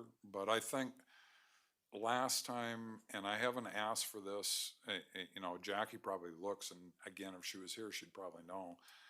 I think if we get under 15 is when we're going to find ourselves borrowing money at some point in time. And I want to say that's typically January, but I might be off on when that low point happens. So being above that is what's really kept us from having that extra interest expense. Long answer, sorry. That historical perspective is really helpful because it kind of sounds alarming when you say that, but to know that's the standard, that comforts me, so thank you. Robin? There are some standards, to Jim's point, as far as it's a cash flow issue, but there's also legislative, school districts should not carry over more or have more than a 50% fund balance, I believe, because some districts did. The board said, I believe our policy is 50 to 25% of our ending fund balance. But if we continue to deficit spend on ongoing expenses, that's where we're in trouble. The one-time expenditures are different than the operational. And to David's point, I will report during the committee share out about governmental affairs and some of the contracts for teachers and non-renewables pieces, because quite frankly, and I'll share a little bit now, I'm really proud of our district and the choices that they made with these ESSER dollars, just so heavily invest those in staff and people as opposed to buildings. And I think we are perhaps the exception, not the rule. But that gets a little sticky when it comes to contract renewal. Brian? I would just add too that because of COVID and the dollars in there, I don't believe they're, in this biennium, they're keeping track of the percentages of, to your expenses either. Dr. Gandhi, did you have a comment to make earlier? I was gonna make just the reference to Century Code, because it is, practice is different. The 15% fund balance, EL is very comparable to most governance structures, whether they're OEs or ELs. I do believe, I think, when you look at our standard of effort report, our current fund balance might be in better position than some of the other large districts in the state, but then like Robin alluded to, smaller districts in the state are also in much better position, to the point where legislators sometimes had to put a cap on that as well. So context is everything, and I know oftentimes during legislative session, people look at our number and they think it's a big number, but they're not looking at a percentage and where that money is. So we just have to be able to explain that as board members and district representatives. Thank you. Any other questions, comments? Okay, Anne Marie, go ahead and call the roll, please. Gullickson. Yes. Holden. Yes. Johnson. Yes. Brian Nelson. Yes. Robin Nelson. Yes. Newman. Yes. Paulson. Yes. Knutson. Yes, motion passes. The next item is the 2022-23 school year calendar revision, memo 81. Dr. Gandhi, would you like to introduce? Absolutely. This, I will probably share a lot of information today, so I'll try to go just slow, but feel free to ask questions as well. Many of you board members should have received feedback from a lot of our staff. I want you to know that that was expected, because yesterday we had a staff town hall and talked about the calendar provision, and we encourage staff to give feedback. Nikki was the board representative on the staff town hall and said, please give your feedback to the board, because here's the situation that we're at. No one in administration, regardless of how it might be messaged or what the implications may be with some earlier statements, no one in administration earlier this school year said we want to change the calendar or we have any purpose for changing the calendar. This really came to address an issue that we were seeing that was unique to this year. So this calendar that we're bringing for your recommendation, it is not our practice nor our intention to ever change a calendar that's been approved by the Board of Education. This was in response to several different things that we as administration and you as board have heard in this past school year that are unique to the circumstances resulting from instruction coming off of COVID. Just to give you a few examples, so I'm going to change my screen here. So earlier today, in the forum, there is an article around our school district, school morale, and some of the comments that you'll see being here shared by the FEA president, specifically around low morale, retention's becoming more difficult. There's so much demand putting on teachers, nothing being taken away. Earlier this year, you heard at a school board meeting by another staff member that talked about the increased demands and responsibilities, low morale, teacher burnout, daunting. This was an article recently in the Grand Forks Herald referencing a ND United survey that was shared about teacher morales, about where we're saying, and specifically although this staff member is in Grand Forks, talking about it's not just the money, because these articles do a great job of depicting that big source of the funding for educators is based on state legislators, and that's outside of our control, but it's taking things off of plates, giving more time. The actual ND United survey that was referenced, um, sorry, is on this tab right here. Um, that has become kind of the subject of many recent media articles that just talk about in 1 year we're seeing a significant swing in members considering professional change and retiring as an educator. And as to why we're seeing members considering leaving the education profession, the number one reason is teacher burnout. And then they talk about appreciation, and then they talk about the political climate that's impacted teachers as well, that we've talked about in the past. If I scroll to the end of this, because they do talk about teacher burnout and appreciation, the actual ND United survey, the staff members that did respond to it, there was a Wordle, which the text or the size of the words are based on the responses in terms of what can you do to make you feel more appreciated, uh, along with better pay and benefits, which I would wholeheartedly agree with. More time is right up there as well. So the reason for this recommended calendar is really to be responsive to some of the considerations that we've all heard at this table. It is not, I mean, for administration, we expected next year's calendar to be there. So for us, there is no self-interest in terms of administration. So the calendar that's being brought to you today, I'll have Dr. Gross talk a little bit about the specific changes that are recommended in the calendar that was in response to this. And I do want to start with this. If that calendar, and I shared this with our staff yesterday at the town hall meeting as well, if the recommended calendar from administration creates more issues than it solves, then that's not the right calendar for our district. But the purpose of a calendar, and for the board to approve a calendar, in my opinion, is not to find a calendar that makes everyone happy or can accommodate every situation. It's really to make sure that you have a calendar that reflects the values, what you're trying to accomplish at that point in time. And if what we're trying to accomplish hasn't changed because of the increased demands on teachers, then we don't change the calendar. But we also don't want to create inadvertent consequences. So this calendar was actually brought to Dr. Gross, or the concept was discussed by a staff member, specifically when we're talking about the increased responsibilities for staff this year. We brought this to governance and saying we have never in the district been in a process of wanting to change or recommending even a discussion on changing a calendar that's already been approved by the board.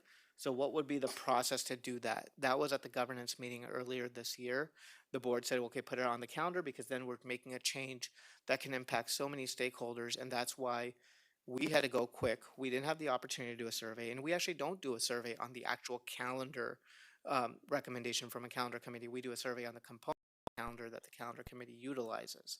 But again, this has been a quick turnaround, so parents haven't given the opportunity for a survey, neither have staff. One thing that we were able to do was utilize our staff town hall as a venue, and then tell staff to encourage members or to contact board members, because that might help all of you in your decision making understand the quantity of individuals that might be negatively impacted by the adverse calendars, because we did have staff members that are for this, as you've seen in some of your emails, and some staff members that aren't for it. And so I want to wholeheartedly acknowledge that this calendar won't be good for some individuals and for some staff members.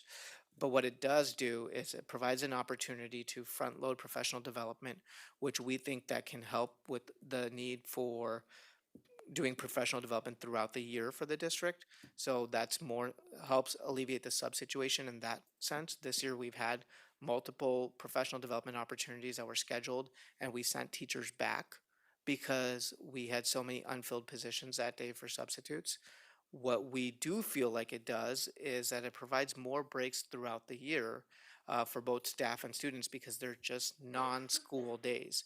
So basically what this calendar will do is it will provide every month at least one weekday that's a non-scheduled day for both students and staff. And is that break helpful?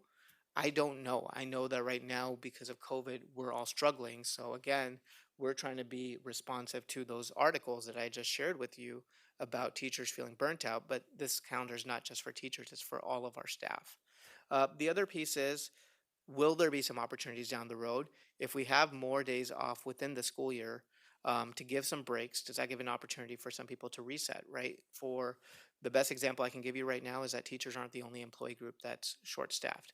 Our nutrition service is short-staffed, our maintenance operations is short-staffed. If you look at the amount of snow on the ground, if you look at where we are with our building projects, we are doing the best that we can right now with the labor shortage to make every building work every single day. If we had a day off every month, can we pay some of the custodians to come in and take care of some projects that have fallen behind because we're so short on people? That might be an opportunity. Down the road, if this becomes a practice in our district, can we use some of the non-scheduled days to bring in some students that need that smaller group or do some intervention with staff at an additional optional compensation? Those are things that could be structured out and built in as opportunities as well. Those things have yet to get fleshed out. It is not our intention to push a calendar. It was our intention to respond to the concerns that you have heard. But again, we don't want to create any additional concerns. So we derived a calendar that we thought would be minimal impact on parents as well for the school year, but also be helpful for staff by giving them more breaks throughout the year. The adverse impact of that is that this is a calendar for next school year and people have things scheduled, whether it's summer employment, childcare, whether it's travel, and they would then have to, that would have a negative impact on them. So I don't want to diminish that at all. And if that's the value, then that's what we do. But that's kind of where we are.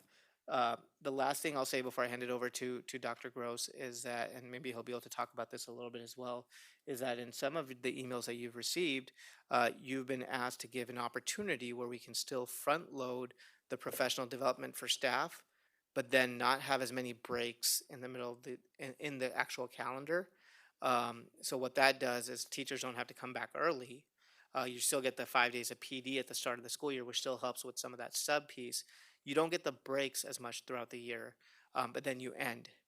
One of those suggestions is to utilize the October 20th and 21st and make them into student contact days. That, just for history purposes, we know that those were in century code because very long time ago that used to be the teacher conferences along with the administrator conferences. The teacher conferences stopped. Then there was just administrative conferences. NDCL does that, continues to provide that opportunity. In this past year, they provided opportunities for teachers to go attend that professional development as well. This fall break has been a long staple in North Dakota calendars. If we were to make those into student contact days, we just need to know what we're basically saying is that we would not, either we would not send our administrators to that NDCL conference because those are 2 days where we'd want them in the building, or they would have to be out of the building every year for that conference on that scheduled day. And this is a fall break that our parents have expected. And then you were also losing those breaks that we wanted to build in every month. So again, I don't think that there is a perfect calendar. I don't think there's a calendar that works. It's a matter of what's the problem we want to solve or what's the value you want to solve. And although this memo, because of the process, is entitled as an administrative recommendation, it's really just a response to what we heard from staff about burnout and morale coming off of COVID. But if it causes more problems, then let us know. But we can't change pay and benefits. We can't change contract language. This was one way that we felt like we could be responsive to the ND United survey and those articles that I shared with you that you've seen with our own staff as well. So with that being said, I will hand it over to Dr. Gross to talk about the specifics of the calendar and what specifically is out there. Well, thank you very much. In front of you on the screen and in your packet are two different calendars. So if you're looking at the paper packet, the one on the left-hand side is the approved calendar that the calendar committee created and the school board approved. It is also on the left-hand side of the screen. And then on the right-hand side is the proposed revised calendar. Really, as we look at what and how this was built, it was to look at that idea of more time for concentrated professional development for our staff so that we could, over the course of a week, really have time for our professional learning community teams. That would be teachers who teach the same course, class, or grade level to come together and really focus in on the work that needs to be done so that we can get closer to achieving some of the goals in our strategic plan. It could be used for some of the professional development that we need for some of our new instructional materials. and do so in a way that staff can concentrate just on that professional development, where hopefully not having to think about what's happening in my classroom because we used a sub that day, or what's going to happen in my classroom tomorrow when I return because we have that concentrated time. So if you look at the differences at the start of the school year, you will see on the left-hand side, we started with the approved calendar of having professional development. They are all shaded in green as we use that color code on the 22nd, 23rd, and 24th of August. On the proposed calendar, you'll see that we have 5 professional development days built into this calendar. They would be the 17th, 18th, 19th of August, and the 22nd and 23rd. That would provide that more time for concentrated professional development. Now, in our teacher contract, we do have the provision that before the school year starts or before that first student contact day, we must have at least 2 half days of professional practice, time for our teachers to be in their classroom, time for our teachers to get ready for their students. So during those 5 days on the right-hand calendar, or during the 3 days on the left-hand side calendar, we certainly would allocate those for those 2 half days of professional practice. But what you can see on the calendar then on the right-hand side is it affords us more time to do that concentrated professional development where our teachers can come together and meet with their peers from across the district. By doing that, you'll notice that then changes the first student contact day. So over on the left-hand side, the first student contact day on the approved calendar would be August 25th. The first student contact day on the right-hand side, or the proposed calendar, would be August 24th. So that would be one change for our parents in our community. Then as you go through the other months, you'll see that September in this calendar did not change from what was approved to what is being suggested. But in October, you'll notice that there's a new color code on the right-hand side, or the proposed calendar, and that would be a salmon color or a pink color. That is, we are proposing that we utilize some early outs or early dismissals, where 2 hours early we would dismiss school. Our students would go home on the buses, and our staff would have then those 2 additional hours for work of the professional learning communities. So that although a lot of the professional development would be preloaded during those first 5 days, we would have 4 different opportunities throughout the school year for teachers to come together in their professional learning communities and to extend that learning, to extend those conversations. So a day for a student, if this would be approved, would be they would start at the same time. We would have breakfast for our students. We would modify our schedule then, if it is at the elementary. Most likely their literacy might be a little bit shorter that day, their math might be a little bit shorter that day, to accommodate that 2-hour early out. At the secondary, most likely the period structures would be lessened. So instead of 44 or 45-minute periods, they would be shorter that day, but students would have the ability to see all of their courses and see all their teachers. We obviously would provide lunch for our students within that modified schedule, and then provide them the opportunity for transportation to go home during that time period. I apologize that the screen went blank.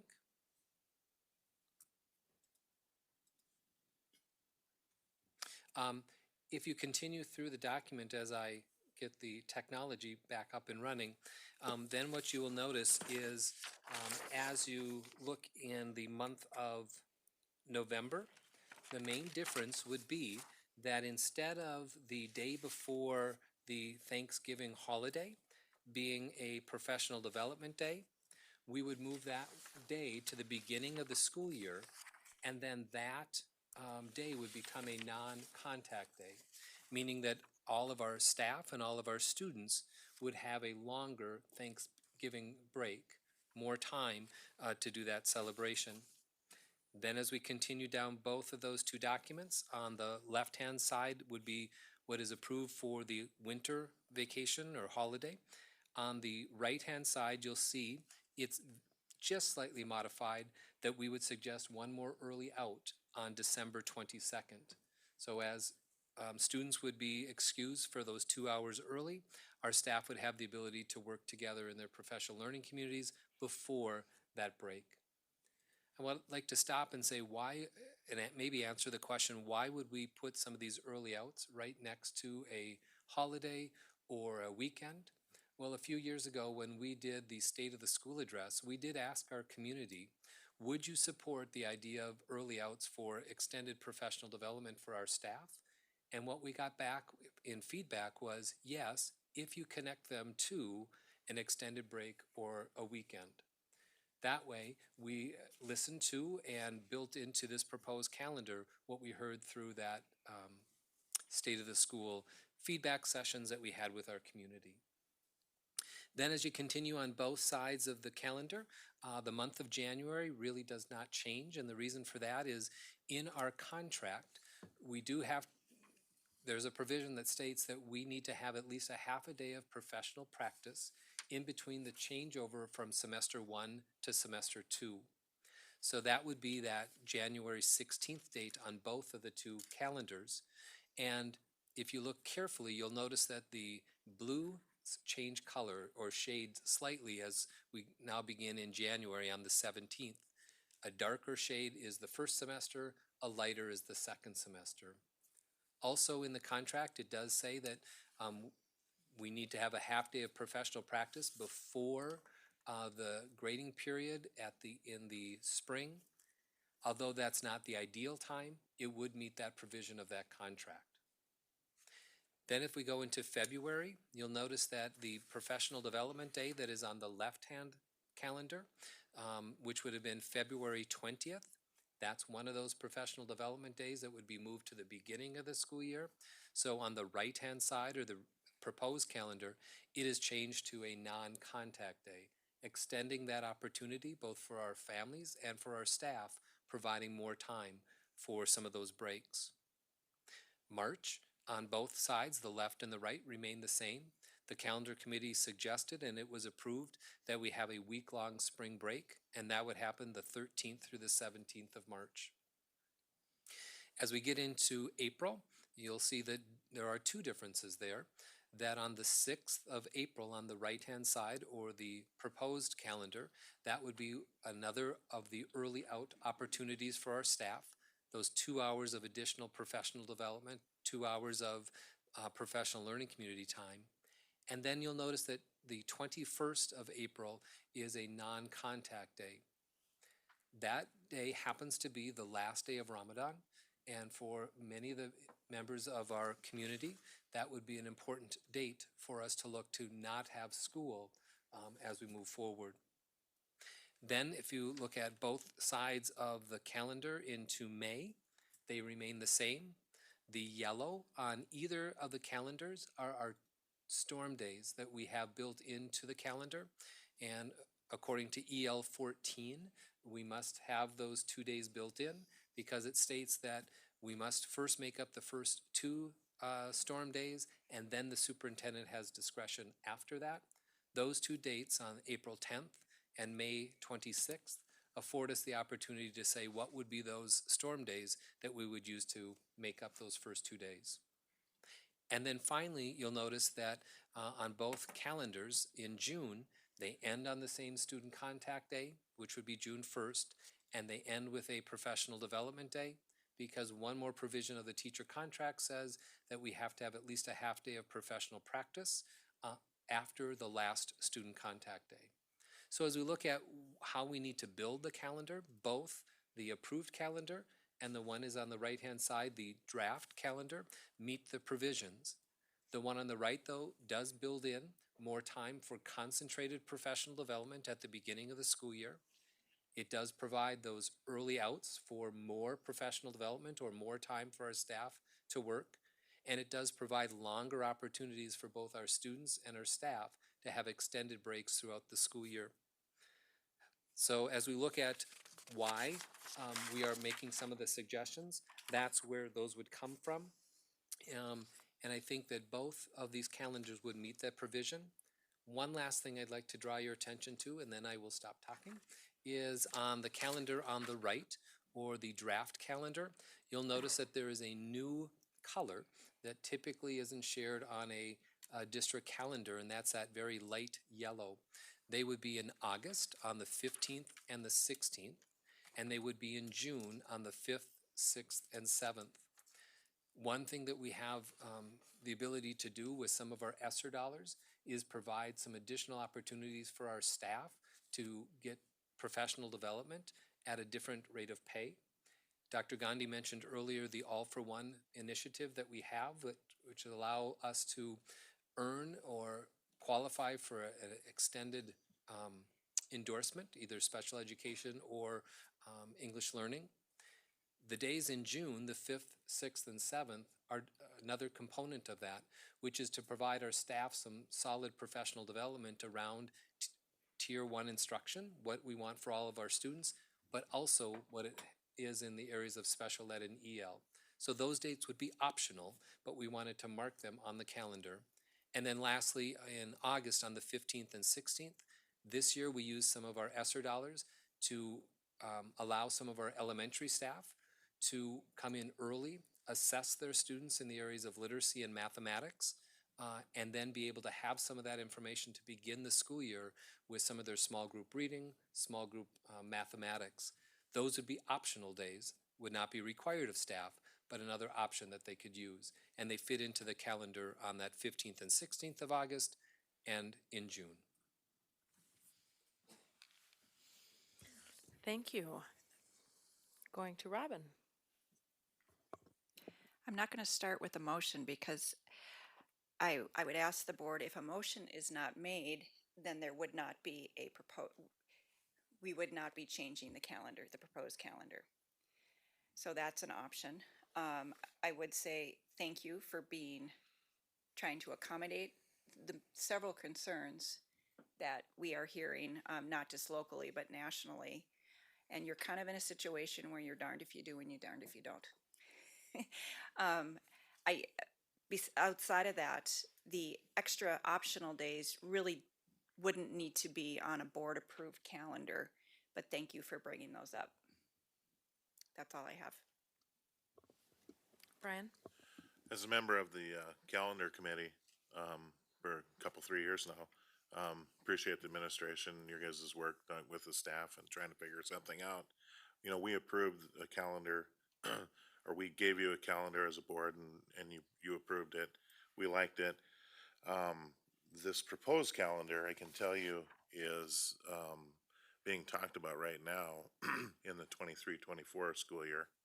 I don't believe we don't have consensus, but it is looking like that very similar to the proposed one of 22 and 23. So at this point, you know, I just have a problem with the process. I just don't like it, so I'm not for the proposed change. Tracy? Thank you. I've served on this committee at least 2 years, so I appreciate the work you do. And one thing I learned in my time there is that you will never please everyone. When we surveyed the public, I was surprised at how split down the middle people's feelings are about spring break or ending after, you know, these things, when we start, when we end. So I know that it's very challenging. And yeah, to Robin's point, this is something happening across the nation. I mean, if, you know, people have extended holiday breaks, people have already tried, so it's not unique to Fargo. I guess one of my specific questions, and actually maybe this is for you, Robin, or someone else, but the early dismissal days, it gives me pause about further burden to families and they're not having a say in this. Do we know if our after-school programs like FYC or Boys and Girls Club, are we able to accommodate that? Because many of our children in our district just go straight to after-school care and they aren't riding, you know, a bus home. So I'm just wondering if that's been vetted or asked. Before it goes to Robin, I'm wondering, is there anyone from administration that has any thoughts on that to share? Otherwise, I don't mind having Robin. I think it Go is ahead. Missy, go ahead. Go ahead. the concern at the elementary level. It's our students that we don't want to go home alone. And and go to an empty house. So I do think there are gonna be parents concerned, so that's one reason I think Dr. Gandhi did reach out to those that provide our on-site, childcare for students to see what would happen. And I do think that, there are some other things we could investigate too. So is there ways that we would use staff we have, right? If that, there's a greater need, then could be covered. But I think one of our, right, goes back and forth, then we take away the PD that we really feel we need for our hourly staff. And that's where that time could be very precious, to us to train paraprofessionals and teachers. Dr. Gandhi? I really love this conversation about process because I think process is what gives administration a roadmap on how to address just the dynamic needs that any organization is going to have on an ongoing basis. Like I started this presentation with today, uh, administration never would have even had the thought to change the calendar after it's been approved because it went through a process. It went through a process with the calendar committee survey, all of that stuff, and it's never our intent to change that process or even create that precedence. And I think I shared that with governance as well.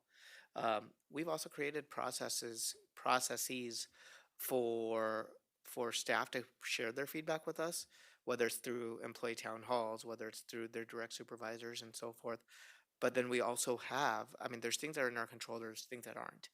And so that's where it gets a little bit muddy for administration in terms of what problems are we trying to solve, right? Because when I see media reports representing our teachers union saying that they're getting burnt out, they need more time.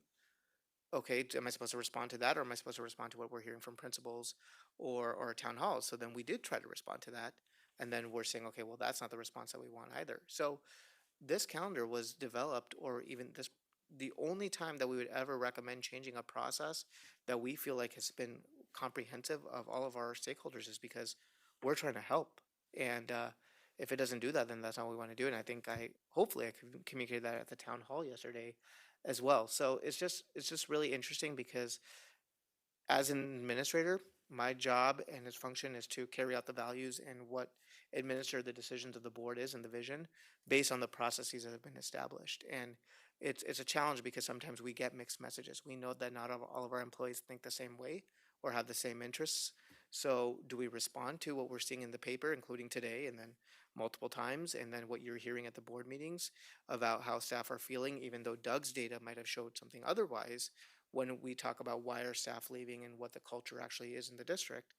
Or then do we respond or not, or ignore those, and then as an administrator say, now we're ignoring the fact that teachers are burnt out, because what's not in our control is more time during the day because that's defined in the contract. What's not in our control is compensation because that's up to the board. However, we can build in more opportunities for optional compensation for the staff that don't feel like they're burnt out and want to do smaller groups, and this calendar allows to do that. So that's where it gets really tricky for us when we're trying to be helpful for our staff, but we're really trying to look at all of our staff as well. Nikki? Thank you for doing this because I do appreciate the response, because we all know we want to do something to make things easier if we can for our teachers. So I appreciate the intent with which this was given. Hearing what I heard yesterday, and I got a whole bunch of emails today, and I don't know if they went to everybody or came to me because I was there, but holy moly. But I did get a few that were appreciative and liked the idea. I got a few people who said, I am concerned about the transparency of it.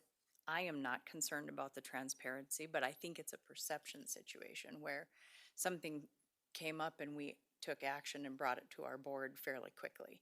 So I don't know if that's causing some concern as to why we moved so quickly. The other concerns that I heard were, well, we have booked family vacations, we've made down payments, are we gonna lose those? We've got summer jobs, are we gonna lose money? We gotta find childcare. So my question is, because I like what you're trying to do, is there flexibility? Are there some changes that we could still provide the things that we want to do, but not do it perhaps in August? Or I'm gonna ask the mother load of questions here, but it's always kind of, poor Bob's probably gonna kick me. Snow days, do we have options for snow days? Can we look at revising EL 14? are we looking at the potential for virtual days? I know that's come up a number of times. I've been asked that a ton. Why do we have snow days? The governor forgives. And we know that kids learn best in school, so we don't want to give up the days. I know we have several people who feel that we need our kids in school to be learning. So I get that's kind of the mother load question. But are there things we can do to accomplish both things in a way that's palpable, maybe not ideal to both parties? It's been suggested that perhaps we, instead of giving up that additional week in August, it's perceived as a week. You know, could we do something with the snow days? I don't know that I want to get rid of the October break because we're trying to get everybody a break each month. So anyway, the questions that I have been asked, I want to bring to you. I have more questions about snow days, again, from a teacher perspective. I was thinking of it more from a different angle, but some things were shared with me via email that I thought, well, that makes sense too. So I'm just going to throw that out there. Is it this or nothing? Or is there some flexibility to work with? Do we need to do this tonight? Do we have a little time? I guess I'm loaded with questions, so I'll shut up and let somebody else go. Thanks for the questions, Nikki. To add on to what Nikki said, I think I've heard, would there be an opportunity to start with the early outs? And, so that would be kind of doing maybe a partial here instead of everything that's being proposed. So I just wanted to add that on. I'm sure with the plan that's in front of us, a lot of what you are being asked has been thought through. Right, feel free, whoever is most appropriate at the time to chime in. Dr. Gandhi? I'll start with Nikki's question. Yeah, we work within EL 14, which is a board policy. That's up to the board. So if you wanted to change what's defined in there for storm days, you absolutely can. And I think that would be a larger conversation that may or may not be independent of that, because you're talking about 2 storm days that are built in. So if you're talking about changing 2 contact days to delay the start of employment for staff, then it's going to push it back 2 days. So that maybe that's where that question goes. Should the board do that? But then we also have to just make sure that my question would be, what is your expectation for that virtual day? Because we have to ensure that if we're making a call at 4 in the morning or 5 in the morning or whenever it is, that, hopefully the students have taken all their devices home along with their chargers. Hopefully they have internet access at home. And if the expectation is synchronous activities, then we're going to have to set that expectation for staff, which our staff can rise to the challenge. But let's also remember last year when our staff were in a situation to have to provide in-person instruction and then sometimes have to do distance education as well. They did ask for additional time because you're planning for 2 different types of modalities. So now we're putting more on staff. So, and then what about the staff that might not be our salaried staff that have the ability to work from home? So our hourly staff, I would not want them to lose a day's worth of income. So within that pay period, they'd have to make up their scope of work, and we'd try to work with their supervisors to say, within the next week or within this pay period, allow them to make up that work. But is that true and feasible for all of the employee groups who might have a daily job that is dependent on the interactions that day, right? So those are things that we'd have to figure out. Not that it can't be done and what the expectation is, but those are just some considerations. I think that conversation can be independent or tied to this as well. And Rebecca, just to summarize, I think what I'm hearing you say is that would there be an option, and ultimately it's a board's option, whichever calendar that you guys think, would there be an option to remove the built-in days every month, the white no school days, and just stick with the 4 early outs? Is that what you're asking? Yes. So just take the existing calendar and add early out days? Absolutely. I mean, if that's it, and if that's going to solve the morale and the burnout issue. I mean, again, it's just what is the priority, or what's the problem we're trying to solve with the calendar?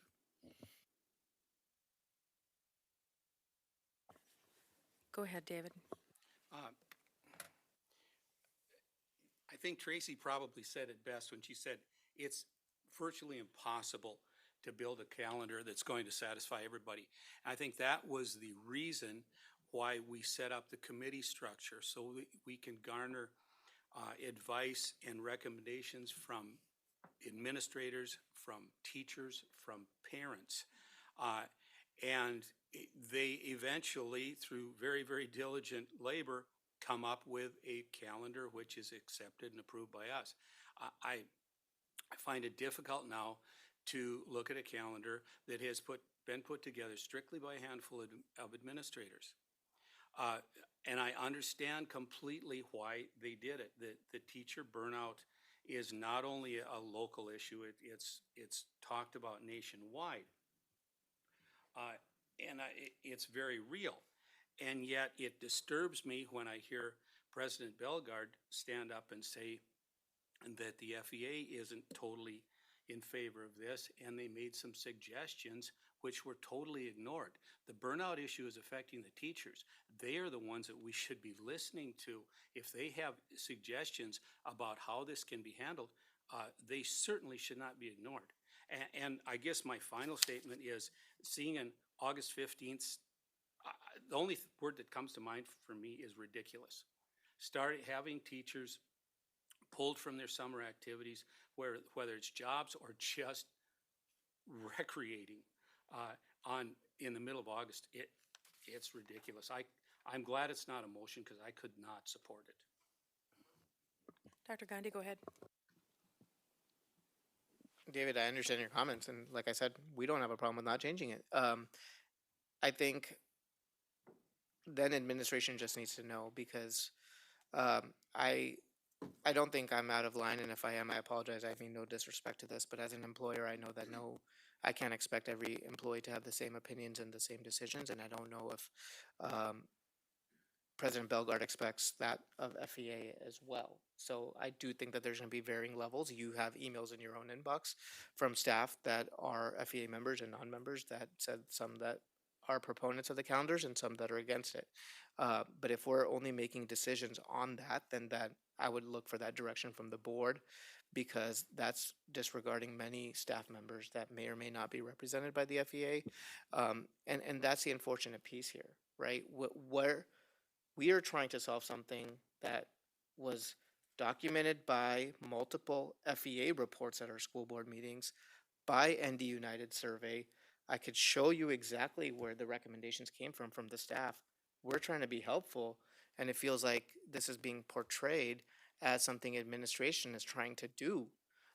When in reality, I could also make the argument that yes, things are tough. Things are tough for a lot of us, and our teachers are above and beyond.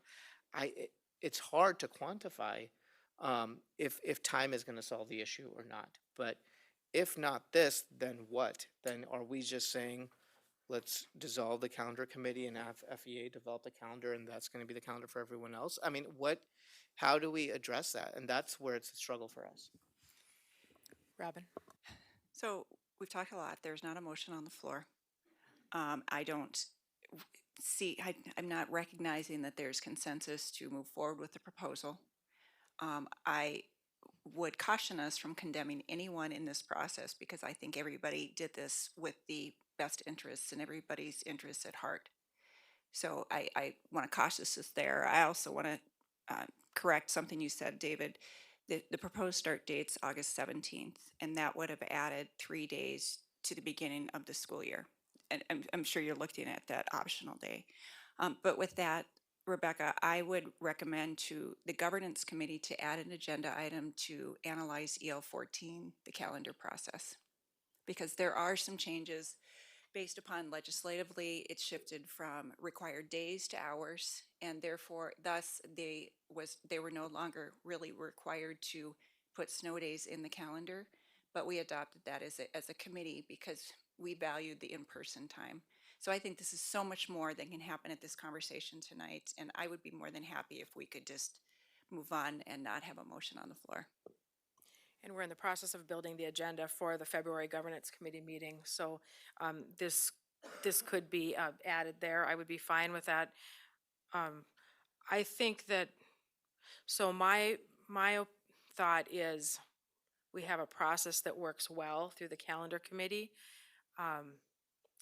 The calendar committee is having discussions now for the 2023-24 year, right?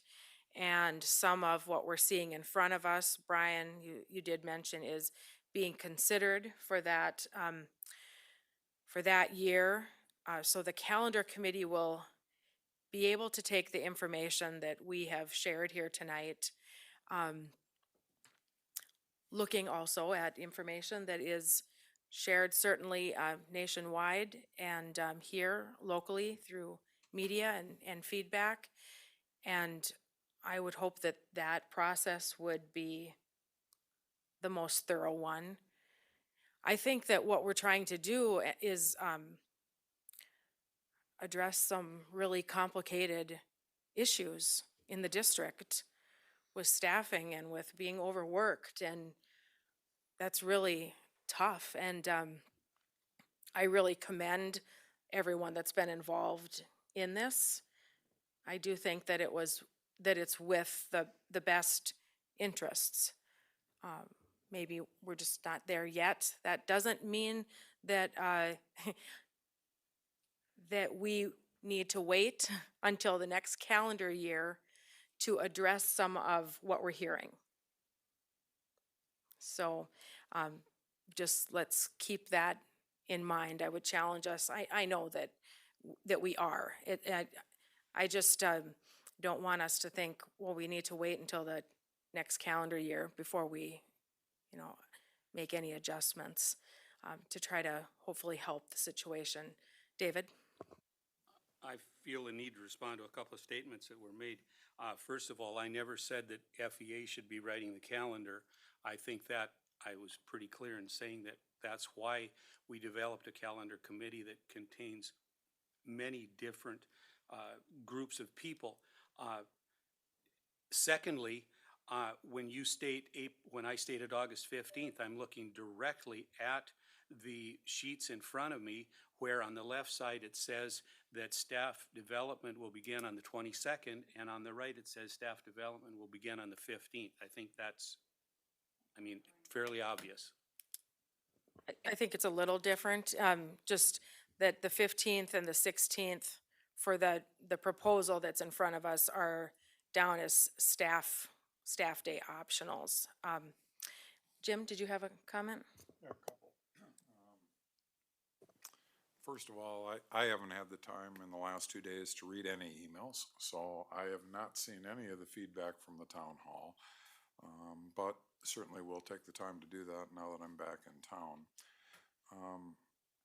I personally like the proposed calendar for quite a few reasons, but I don't support changing it at this point in time, primarily because people probably have made commitments already for that week of August 15th in their life. Having been involved in the past with a Minnesota lake resort, I fully understand that people book their vacations years in advance nowadays. So that probably does change somebody's reality, which hopefully going forward, I would really like to encourage the calendar committee to look at the changes in this proposed calendar, because I think they make tremendous sense. I would have supported this calendar if it had come through the process that normally would come through, and certainly would support a calendar that looks like this going forward. But I do believe we need to stick with what we've already approved for the start of this school year. And if the administration can find modifications throughout the calendar, feel free to bring those to us if they need board action. I'm not so sure early outs require board action. I think that's an administrative decision. And I too want to thank the administration for thinking outside the box and bringing it to us for a change for the coming fall. Recognizing that we have staff that are struggling. But because of that first week and the fact that people may have already made commitments, I'm hesitant to change the 2022-2023 school year calendar.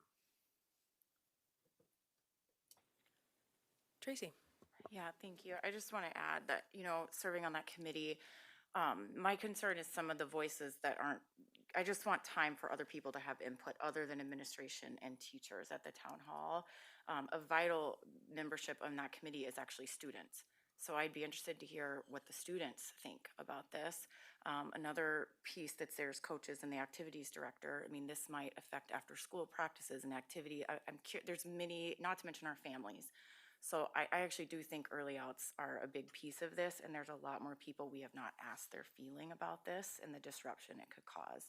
So I think that's a really vital piece before we would approve something like this. All right, I'm hearing consensus that we are sticking with the calendar that we have currently. There was no motion in front of us, so there is no need to have a roll call, Anne Marie. Are we okay to keep moving through, or do we need a break? Keep going? Okay, let's go on to AP 5220. It's item C, the business section, procedure for resolution of employee complaints, level 4, memo 82. And the memo is from, it is from me. It came to the governance committee meeting on, let's see here, when we met January 27th, sorry, and January 11th, the level 4 complaint was submitted to me. That was at a board meeting. And so the information, we have heard quite a bit already this evening here. Thank you for that. And really what our role is this evening as board members is to determine if we feel that the procedure was appropriate. So I would look to other board members for discussion at this point. Robin. I had to call and ask because I thought we already approved this 2 meetings ago. So if could we all have some context as to why we're revisiting this again? Dr. Gandhi? Absolutely, and I'll take the opportunity to respond to a little bit of what was shared earlier in the FEA report as well, because I think, this is an unfortunate situation because by no means is administration trying to not follow our own policies and our own processes, but I understand that that's the claim that's being made. At your previous board meeting, the reason that you're revisiting this today is because another level 4 complaint following our complaint resolution policy was followed. The set of facts that have been presented to the board have been the same both times, but the reasons that they've been brought forward have differed.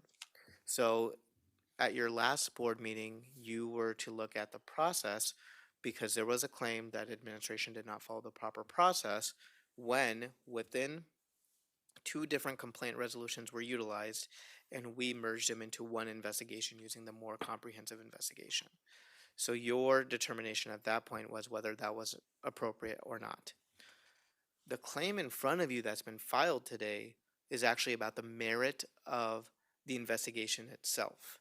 And the claim that's actually in the request for the level 4 to the board, if you look at the text in there, what they're saying is that the merit of the investigation would not result in an unsubstantiated investigation because there was a self-admitted truth that the person that's being accused of, that they stated something and therefore that's a violation of the policy, which is the resolution that they're seeking.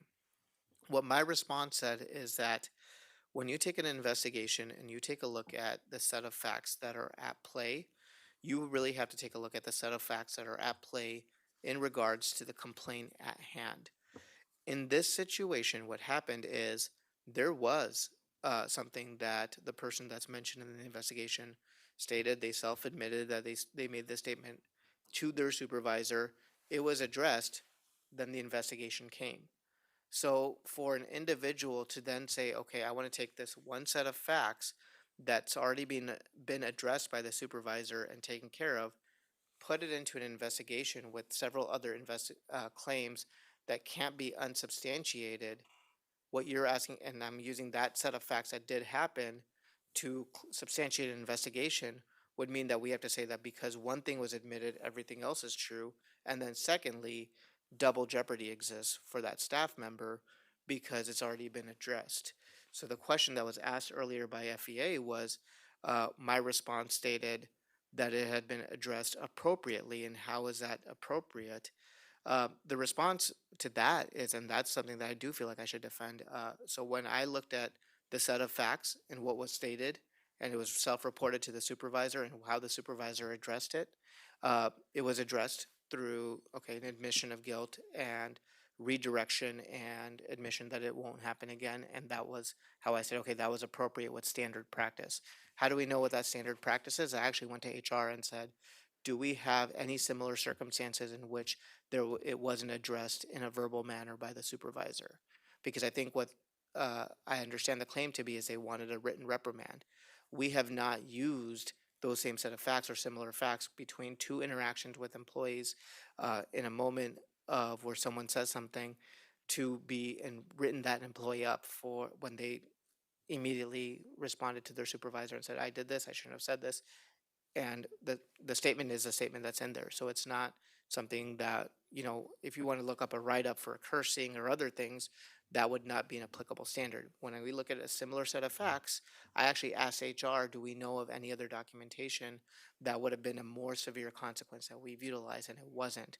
So therefore is how we made that. At the end of the day, it's a managerial thing, and that's part of that conversation as well. So you are here today to being asked to reevaluate the merit of the investigation and my response, whether that was appropriate or not. That's different from 2 weeks ago because that was more about the process that was used for the investigation. Robin? I think it was 4 weeks ago. But anyway, at that motion, at that table, a motion was made and it was passed to move the Fargo Board of Education Direct Board President to provide a written response to Fargo Education Association's Level 4 complainant, notifying them that upon review, the Board of Education determined the process followed by the superintendent at Level 3 was appropriate. So we are being basically asked the same question. Are we in a position again where we just, if we don't make a motion, that decision stands?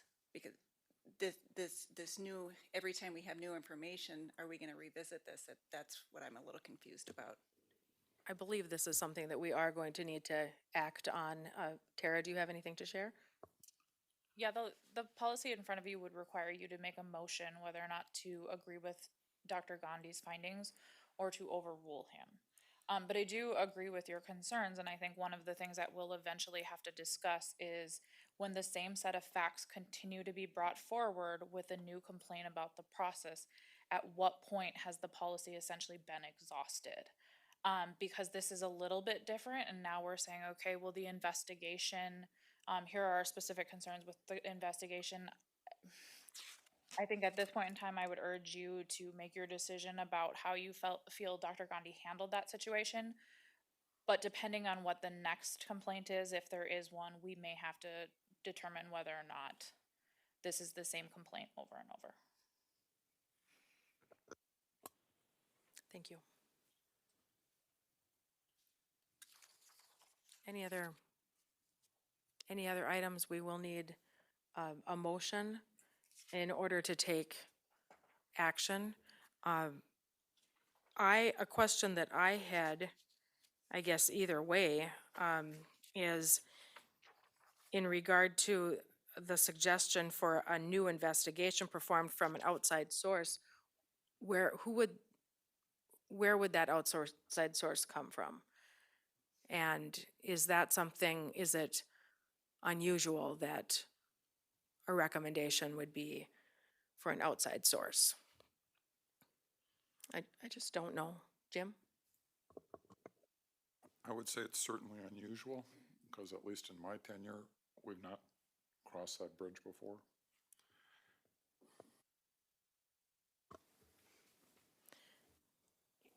Any other thoughts from the board?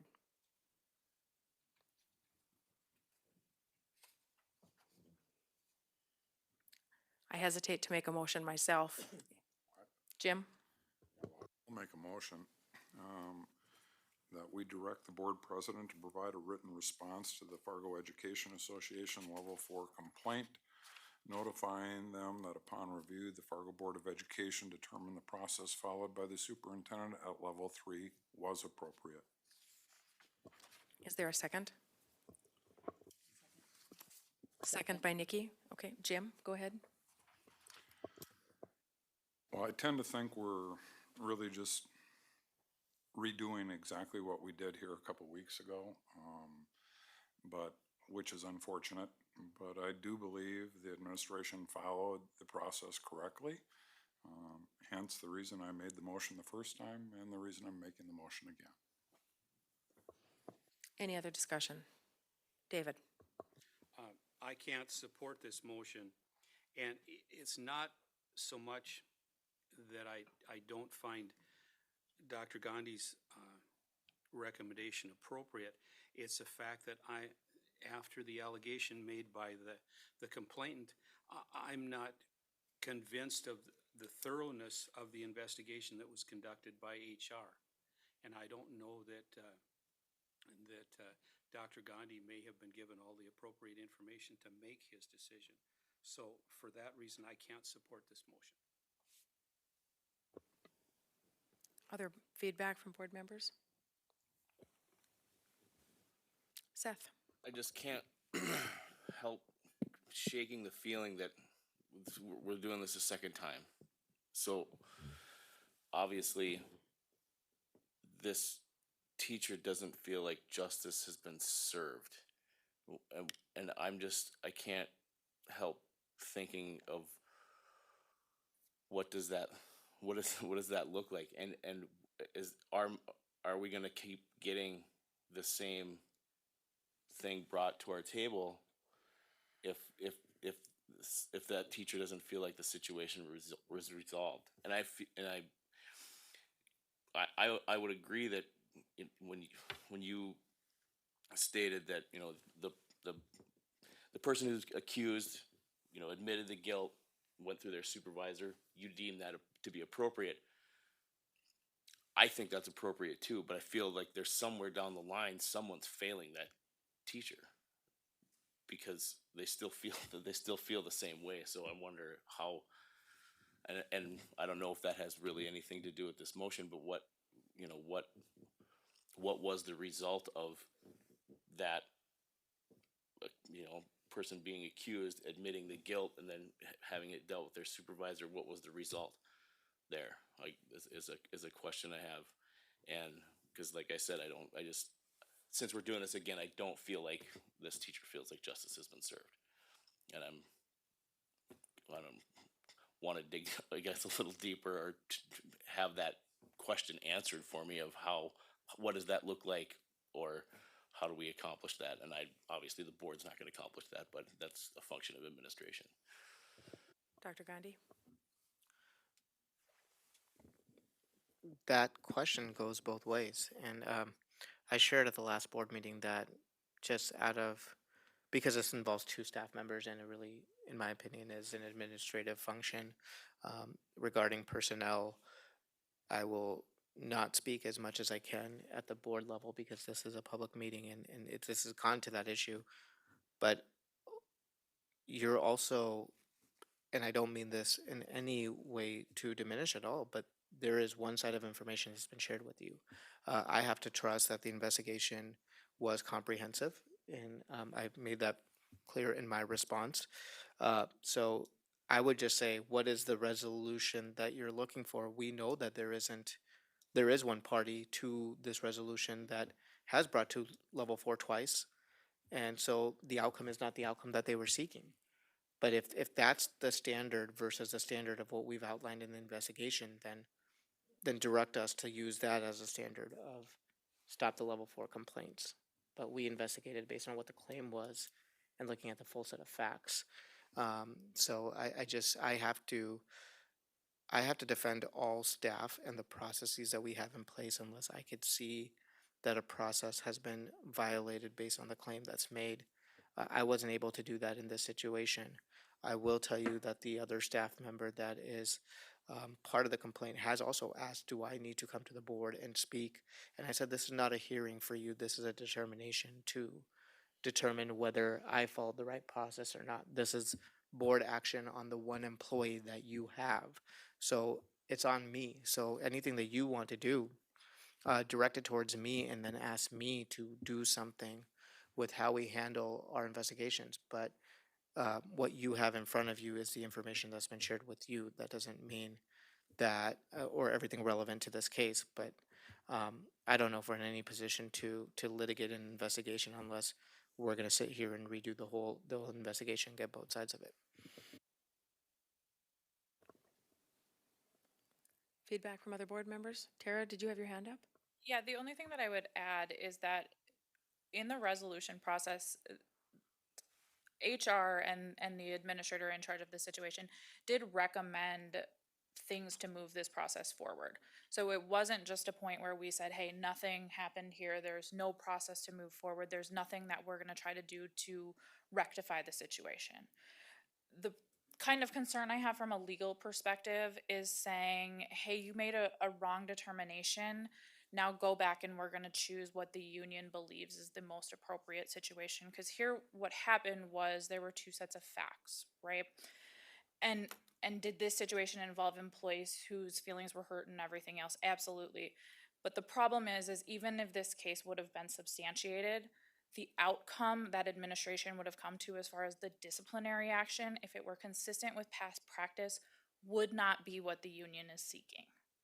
And so that's the problem that I have, is us to say, okay, in this one instance where we've never taken this type of an action before against an employee in a situation where tensions are high and a student is elevated, now we're gonna say, go back and take that standard where now we're gonna write you up for something where our normal practice would be to provide you with just a written or with a verbal conversation. Thank you, Tara. Any other comments from board members before we vote? Go ahead, Anne Marie. Gullickson, Can we read just so we're clear on the wording, what we're voting on here? the motion on the floor is to direct the board president to provide a written response to the Fargo Education Association's level 4 complaint, notifying them that upon review, the Fargo Board of Education determined the process followed by the superintendent at level 3 was appropriate. Thank you. Yes. Holden, Yes. Johnson, Yes. Brian Nelson, Yes. Robin Nelson, Yes. Newman, Yes. Paulson, No. Knutson. Yes, motion passes. There are two other items on the business agenda. They were added earlier in the evening, or at the beginning of the meeting, sorry.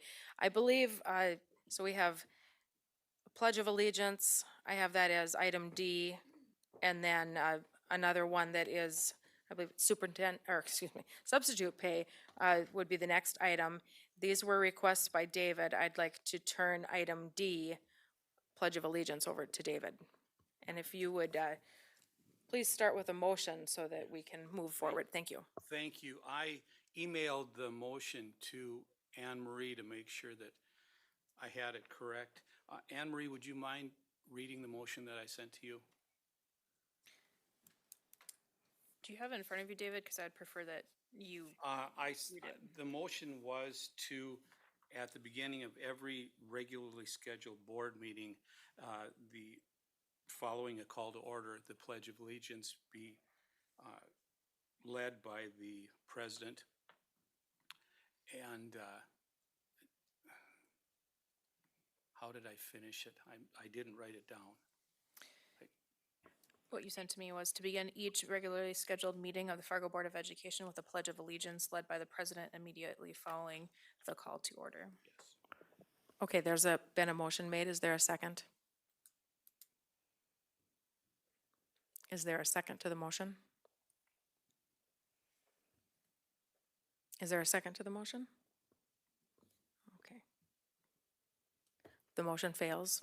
Excuse me, we will move forward. There is not a second. We'll move forward. David, on to the next item. Rebecca, before we move on, Go ahead, Robin. I didn't second the motion because I'm not supportive of it, and I'm very interested in discussing this further. Could that be also something that we bring to the governance committee? That would- Yes, that, Yeah. that would be fine. I had asked it be brought to the governance committee. I had sent the president and committee chair an email asking that it be brought to governance. And I read the governance minutes from the last meeting and it was never brought up. So I attempted to bring both of these motions to the governance committee. And I can explain that a little bit. The date of, and I did receive that request, the date of that request was right at the time of, I think it was when we were, the date that we had a board meeting, and then 2 days, I think, or 3 days prior to the January 27th governance committee meeting. And the notice for that meeting, the public notice had already been made. And so I indicated to David, and it was in an email today that you maybe hadn't received yet, but that I would be happy to have that item on the governance agenda for February, so that could be addressed. Go ahead, David.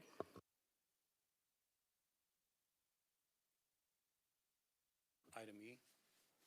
I make a motion that effective immediately, substitute pay for elementary teachers be increased to $200 per day, and substitute pay for middle school and high school teachers be increased to $175 per day through the 21-22 school year. Is there a second? I'll second for sake of discussion. I'd like to hear the rationale and the dollar amounts proposed. Thank you, Robin. And Anne Marie, could you please repeat the motion before we have discussion? Then I'll go back to David. Effective immediately, that the substitute pay for elementary teachers would be $200 per day and $175 per day for middle school and high school substitute teachers through the 21-22 school year. Thank you. David, go ahead. The purpose is to work on this crisis that we are facing right now with substitute pay. And the simple fact is, I chose those dollar amounts to make it a significant amount that would encourage people to look at substitute teaching as a viable income. With the tremendous shortage we have of substitutes right now, it would be very, very possible for someone to substitute teach every single day. You're looking at essentially at $1,000 per week. I think that's a very significant amount of money. The reason for the difference was that while I was discussing another item with Dr. Gandhi, he pointed out that the actual teaching day for the elementary is longer. And through my experience as a middle school and high school teacher, I know that at that level, the kids can work much more independently. And you can give them a worksheet, or you can ask them to complete an assignment without literally having to teach every second of the time that you're in a classroom. It's not possible with elementary. I think that elementary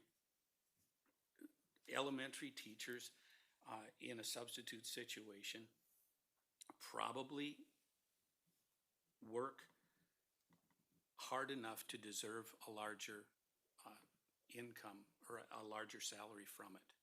And that was my reasoning behind it.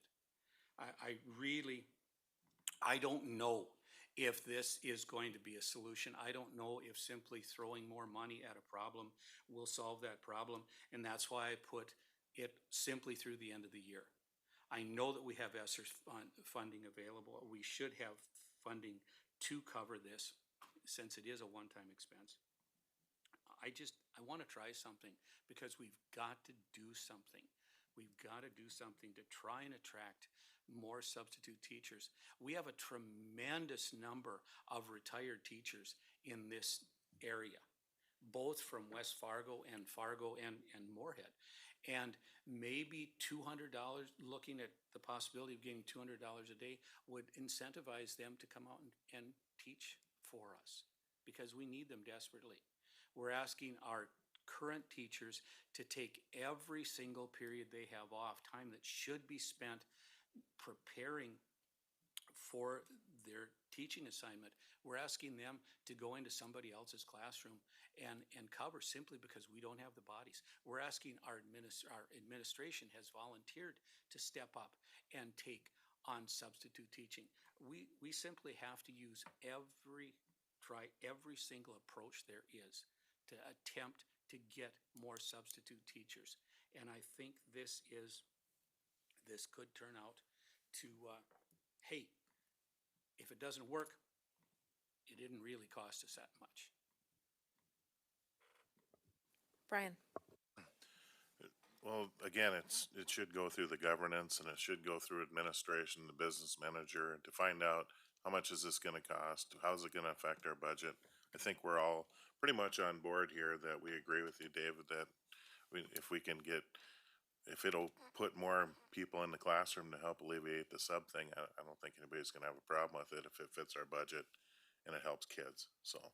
But I think it really should go through the governance as I understand and have learned over the 4 years of doing this. It really needs to go there, and I understand now that you tried and that, so, thanks. Jim and then David? Well, yeah, my question, and I don't mean to put you on the spot, Dave, I'm assuming you haven't had time to work with Jackie to figure out a price tag for this. Am I correct? I'm gonna make a motion to table this until we've had a chance to bring it to planning to figure out the budget implication. I'm not against the idea, but what I'd like to really understand, number one, because this isn't about somebody who hasn't been subbing getting paid 200. This is about taking all of our current subs to 200 as well, okay? So that is going to have a significant dollar amount attached to it. I'm guessing this also could impact maybe what we've done with our permanent subs, because this is actually a pay rate probably higher than some of them might be getting as well. So I'm gonna move to table this until our first meeting in March, so planning has the opportunity to take a look at the budget implication. Is there a second? Second. Jim, do you have any other comment? No. Okay. David, and then Dr. Gandhi. First of all, I went and reviewed policy on agenda planning. We need to clarify, there's nothing that says that items have to be presented to the chairman of any committee within a certain time frame. So I notified President Knudsen on January 24th and on January 25th on these two items. I did notify her ahead of the governance meeting. It seems to me there should have been time to put it on the agenda. And secondly, in reference to the fact that for our long-term subs, we have a 191-day year, I believe, and with a starting salary of over 42,000, this is less than a starting teacher makes, and it also, we do not have to pay our subs TFFR, which saves us 12.5%. So it's still below what our full-time or what our permanent subs will get, or any starting teacher. Dr. Gandhi and then Seth. My recommendation would be that if planning is, I do think planning is the appropriate place to have this conversation. My recommendation would be to maybe not just direct this motion with the specific quantifiers that are in there to planning, but let planning have a larger conversation with an in-depth analysis about what's happening with substitutes and where we can use our resources best to serve students. Because David, when you only take a look at the $200 per 175 days, what's being ignored in that conversation is also the 12-day bonuses that we have. So does that play into it or not? So it does start getting a little bit closer to our starting teacher salary and what we're paying for long-term teachers. But there's also difference in expectations when it requires planning. Is that going to be an expectation or not? So knowing that it can potentially approach looking at that equitable conversation and the different roles and expectations that we have for our staff that have gone through to get the endorsement and the credentials to become a teacher and their expectations, and then versus another sub, I'm fully with you in terms that we need to do something. That's why we are trying to do something. I hope that we can take a look at this conversation as a comprehensive conversation, because is it investment best spent in the strategy that you proposed, or is it best spent in using the same amount of dollars to allocate more long-term subs at that teacher scale that we've already done that? We're gone from 30 to 40 this year and expect to hire 40 next year, but does it need to be larger? We are also having two other conversations as administration, which is one is, do we also look at the potential of just hiring teachers that are subs? They're not assigned to a classroom, but they're actually on a contract. And then when there's an opportunity for a classroom position, because that gives us more of that stability, they get that benefits. How is the money best spent? And then the last piece of this component that I don't want to forget about is also recognizing and rewarding the staff that we do have and have been all year, giving up their planning periods to go sub or do other things. We also want to increase their rate of compensation as well, to recognize that the work that they're doing. So all of those are part of the conversation that we are having and we have approached.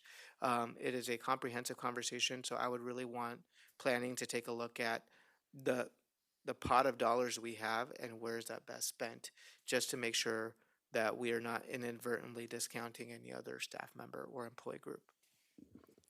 Seth, did you have a comment? I'm never gonna lose sleep deciding to pay any teacher more money. It's never gonna happen. However, I want that decision to be an educated decision, and I want to know what the costs are. And actually, you kind of took words out of my mouth. I want to know what our current teachers feel about this motion, or feel about paying subs more money, of the fact that they've been subbing for other teachers back and forth all year long. I just want to have a broader conversation. I'm glad you brought it up tonight, so that, and if it does get tabled, I think that's a good thing, so that we can have a larger conversation about how we attract more subs. And money probably actually is one of the ways we will have to do it, but I want to have a larger conversation and be more educated before I make a decision that could potentially cost a decent amount of money. So, Robin? I'm inclined to support the original motion, because I think the term I often use at work is analysis paralysis. And time is of the essence. Quite frankly, I don't think money is an issue for the next 2.5 months. That would not be part of my considerations. So if it goes to planning, that's fine. I do want to defend Rebecca a little bit as far as adding things to a special meeting. A special meeting cannot be, and that would be a committee meeting, cannot be amended.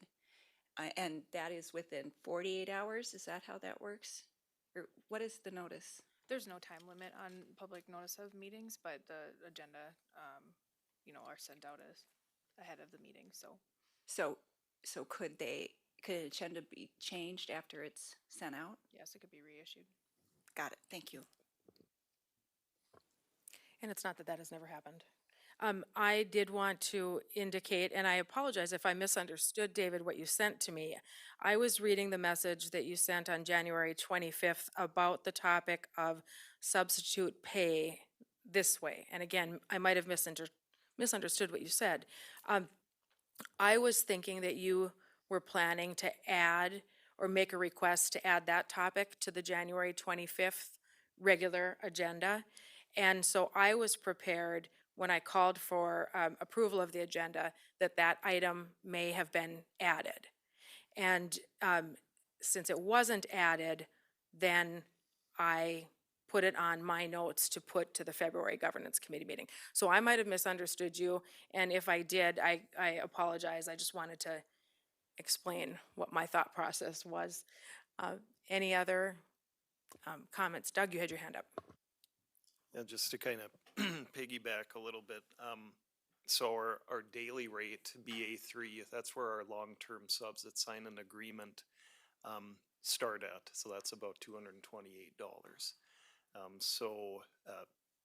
I think I, along with everybody else, agree that the daily sub rate should be looked at, and we do continue to look at that. One of the things that I think we'd want to consider is, and I don't, if the motion is for just this year, maybe I misunderstood that till the end of this school year. Then what do we do at that point? Because if we do reset our daily rates, we've really closed that gap up to a long-term sub rate. And that's okay. But what I do know is that we do kind of set that expectation of, are we going to roll it back to where it was or a different number? Or do we carry that forward? Are we prepared to do that? Those types of things. So I think just things for consideration, but yeah. So the motion right now is to table it until the March, what meeting? First meeting in March. First planning meeting in March. No, first board meeting in March. Oh, when would planning be meeting? Planning's meeting at the end of February. Okay. Rebecca, I would just like to wordsmith your motion to postpone the motion. To table is not an actual motion. You lay it on the table and that's for a meeting. You're specifically looking to postpone until a time certain time. So the motion would be postpone the motion until the first meeting in March, until the planning committee has the opportunity to review the budget implications. Thank you for that Okay, correction. thank you. And I forgot who seconded that. Brian, thank you. Yep. Are we ready to vote on that? Go ahead, Anne Marie. So this roll call is for the postponement. Holden, Yes. Johnson, Yes. Brian Nelson, Yes. Robin Nelson, No. Newman, Yes. Paulson, No. Gullickson, Yes. Knutson. Yes. So the Jim's motion passed, and now we are finished with our business agenda. On to board reports. Committee liaison and correspondence reports. Let's try to stick to those topics there. Let's start with Tracy. Thank you. Not much to report. We had GAC meeting on February 1st, which I'm sure Robin will summarize. And then I just had the pleasure of attending our Davies High School SOAPs on February 3rd and 4th. The SOAPs are student one-act plays. They're short one-act plays written by juniors and seniors in high school and completely directed by all students. It was just a really enjoyable experience. So a cool thing our district is doing. Tracy. Thank you, Tracy. Seth? Not much to report other than attending the NDSBA negotiation seminar this past weekend. And it was delightful and very educational, and I'm glad that I went. And yeah, thank you.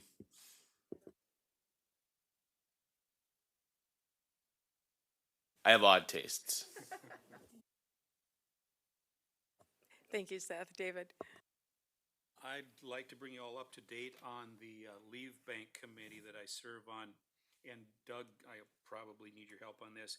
We just approved our 14th request for time from the sick leave bank. And I believe what Doug just sent out said we had 92 days remaining in the sick leave bank, but there were still 16 days that may be pending that have not come out of that yet. Is that correct, Doug?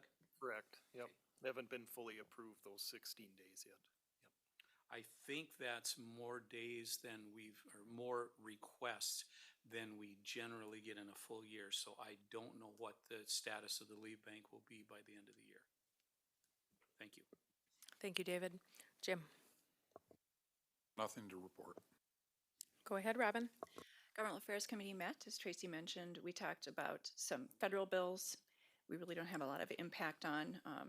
There's another run at fully funding IDEA, which never gets allocated, but that's partially funded. So the other mandates, our local state and property taxpayers pick up the difference. The 10-year sunset clause for approval of excess mill levies was discussed as well. There were a couple different proposed approaches, whether frozen or rollback, so that gets very complex, so I'll just leave it at that. We also talked about, as I mentioned earlier, since our district, so I think I'm very supportive of all the extra staff members that they hired with the ESSER funds, but what comes into play is century code and how for temporary employees, we can't really, they would have to go through a non-renewal process or something with their contracts. So I know that RUPOC is working on that very closely. So I think that's just a cleanup thing, and I'm assuming that he'll be working with the FAA on that. That pretty much wraps up that meeting. Just so you all are aware, since I'm up for re-election in June, I am not allowed per board policy to attend an NDS or National School Boards Association, but I will be there because it is being paid for from the State School Boards Association. I was asked to be North Dakota's delegate at the national convention, so I'll be in San Diego, and the school district is not picking up any of the funds. Therefore, with the approval of the president, she thought that would be appropriate. So thank you. You're welcome. Brian. So the salary committee is going to meet on February 16th and 23rd. And then we're meeting with the calendar committee. I think we've had 2 meetings. Dr. Gross does a great job of leading that group, and actually it's gone very well this time. I think it's the best one of the years that I've been on. I don't know why, but it was very enjoyable, yes. Especially when everybody agrees on stuff and it's a different perspective than what we've had in years past. So look forward to bringing you guys a calendar that works for kids and teachers. Nikki. Thank you. January 27th, I attended governance. February 1st, GAC. I too attended the North Dakota SBA negotiations conference. I had the delight of listening to Seth participate on a panel, and also Tara presented. No, not presented. What did you do? You did something. Anyway, she was marvelous too. So it was delightful. I will back Seth up on that. So, yeah, I guess that's about it. There was a lot of good information, and I'm grateful to have the opportunity to be there, because I think had it not been COVID and we had had access to faces and information and things like we did when we were there last week, I just found it really, really helpful, and it all finally made sense. So thank you for that. All right, great. I was also in Bismarck for the negotiation seminar, and attending with you all was delightful. I think we do learn from each other. Mm-hmm. Yes. What have you started, Seth? On that? That's great. If we can think that attending some of these educational opportunities ends up being delightful, that's just really, really wonderful. I bet NDSBA would like to hear that, right? Okay, so I was January 27th, governance met then in Bismarck last weekend. I met with Mrs. Lingle and Ms. Milligan from Eagles I believe that was last Friday, I feel, although I might be off on the date on that. We basically talked about some of the shortages, some of the staff shortages and the challenges that go along with that.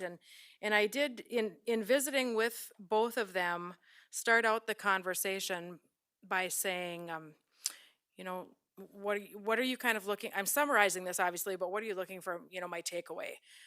What would you like me to share with the board? And so I took a few notes down, not a lot. I mainly listened. We had a nice conversation, and I got a good sense of, well, a sense within an hour, not nearly as good of a sense as the folks that are doing it, but the managing or trying to manage the challenges of the extreme staff shortages. And just, it seems to be, it's an ongoing, almost feel like rigmarole of trying to keep track of, you know, how short are we like this evening? And then tomorrow morning when school starts, where are we?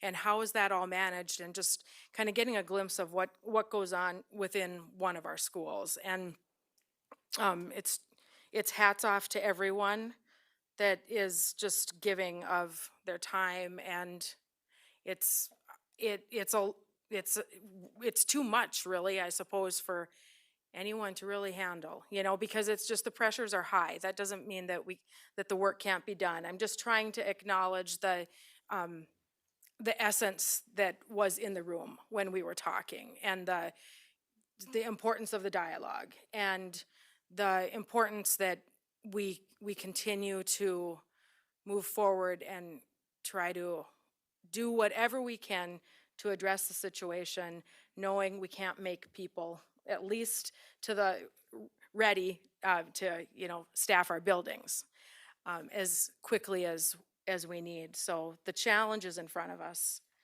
as a board and as administration. I really appreciated the time they gave me. It was really a great time. And I hope they feel like I listened and that I'm taking their voices and concerns forward.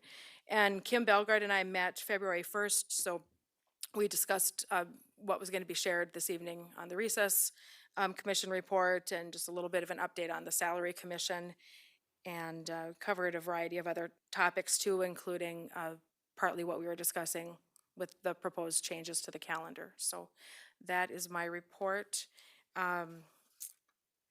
It looks like we're going to be able to end the meeting here. It is 8:39. Our next meeting is February 22nd, so we can adjourn, and all keep in mind that we have a work session following this. What I would suggest is there are some handouts that are at your seat. If you'd like to take a few minutes to look at those, maybe we get back here in 10 minutes. So if you haven't had a chance to review what's there, just do that quickly, and then we can get to our discussion. This meeting's adjourned. Thank you.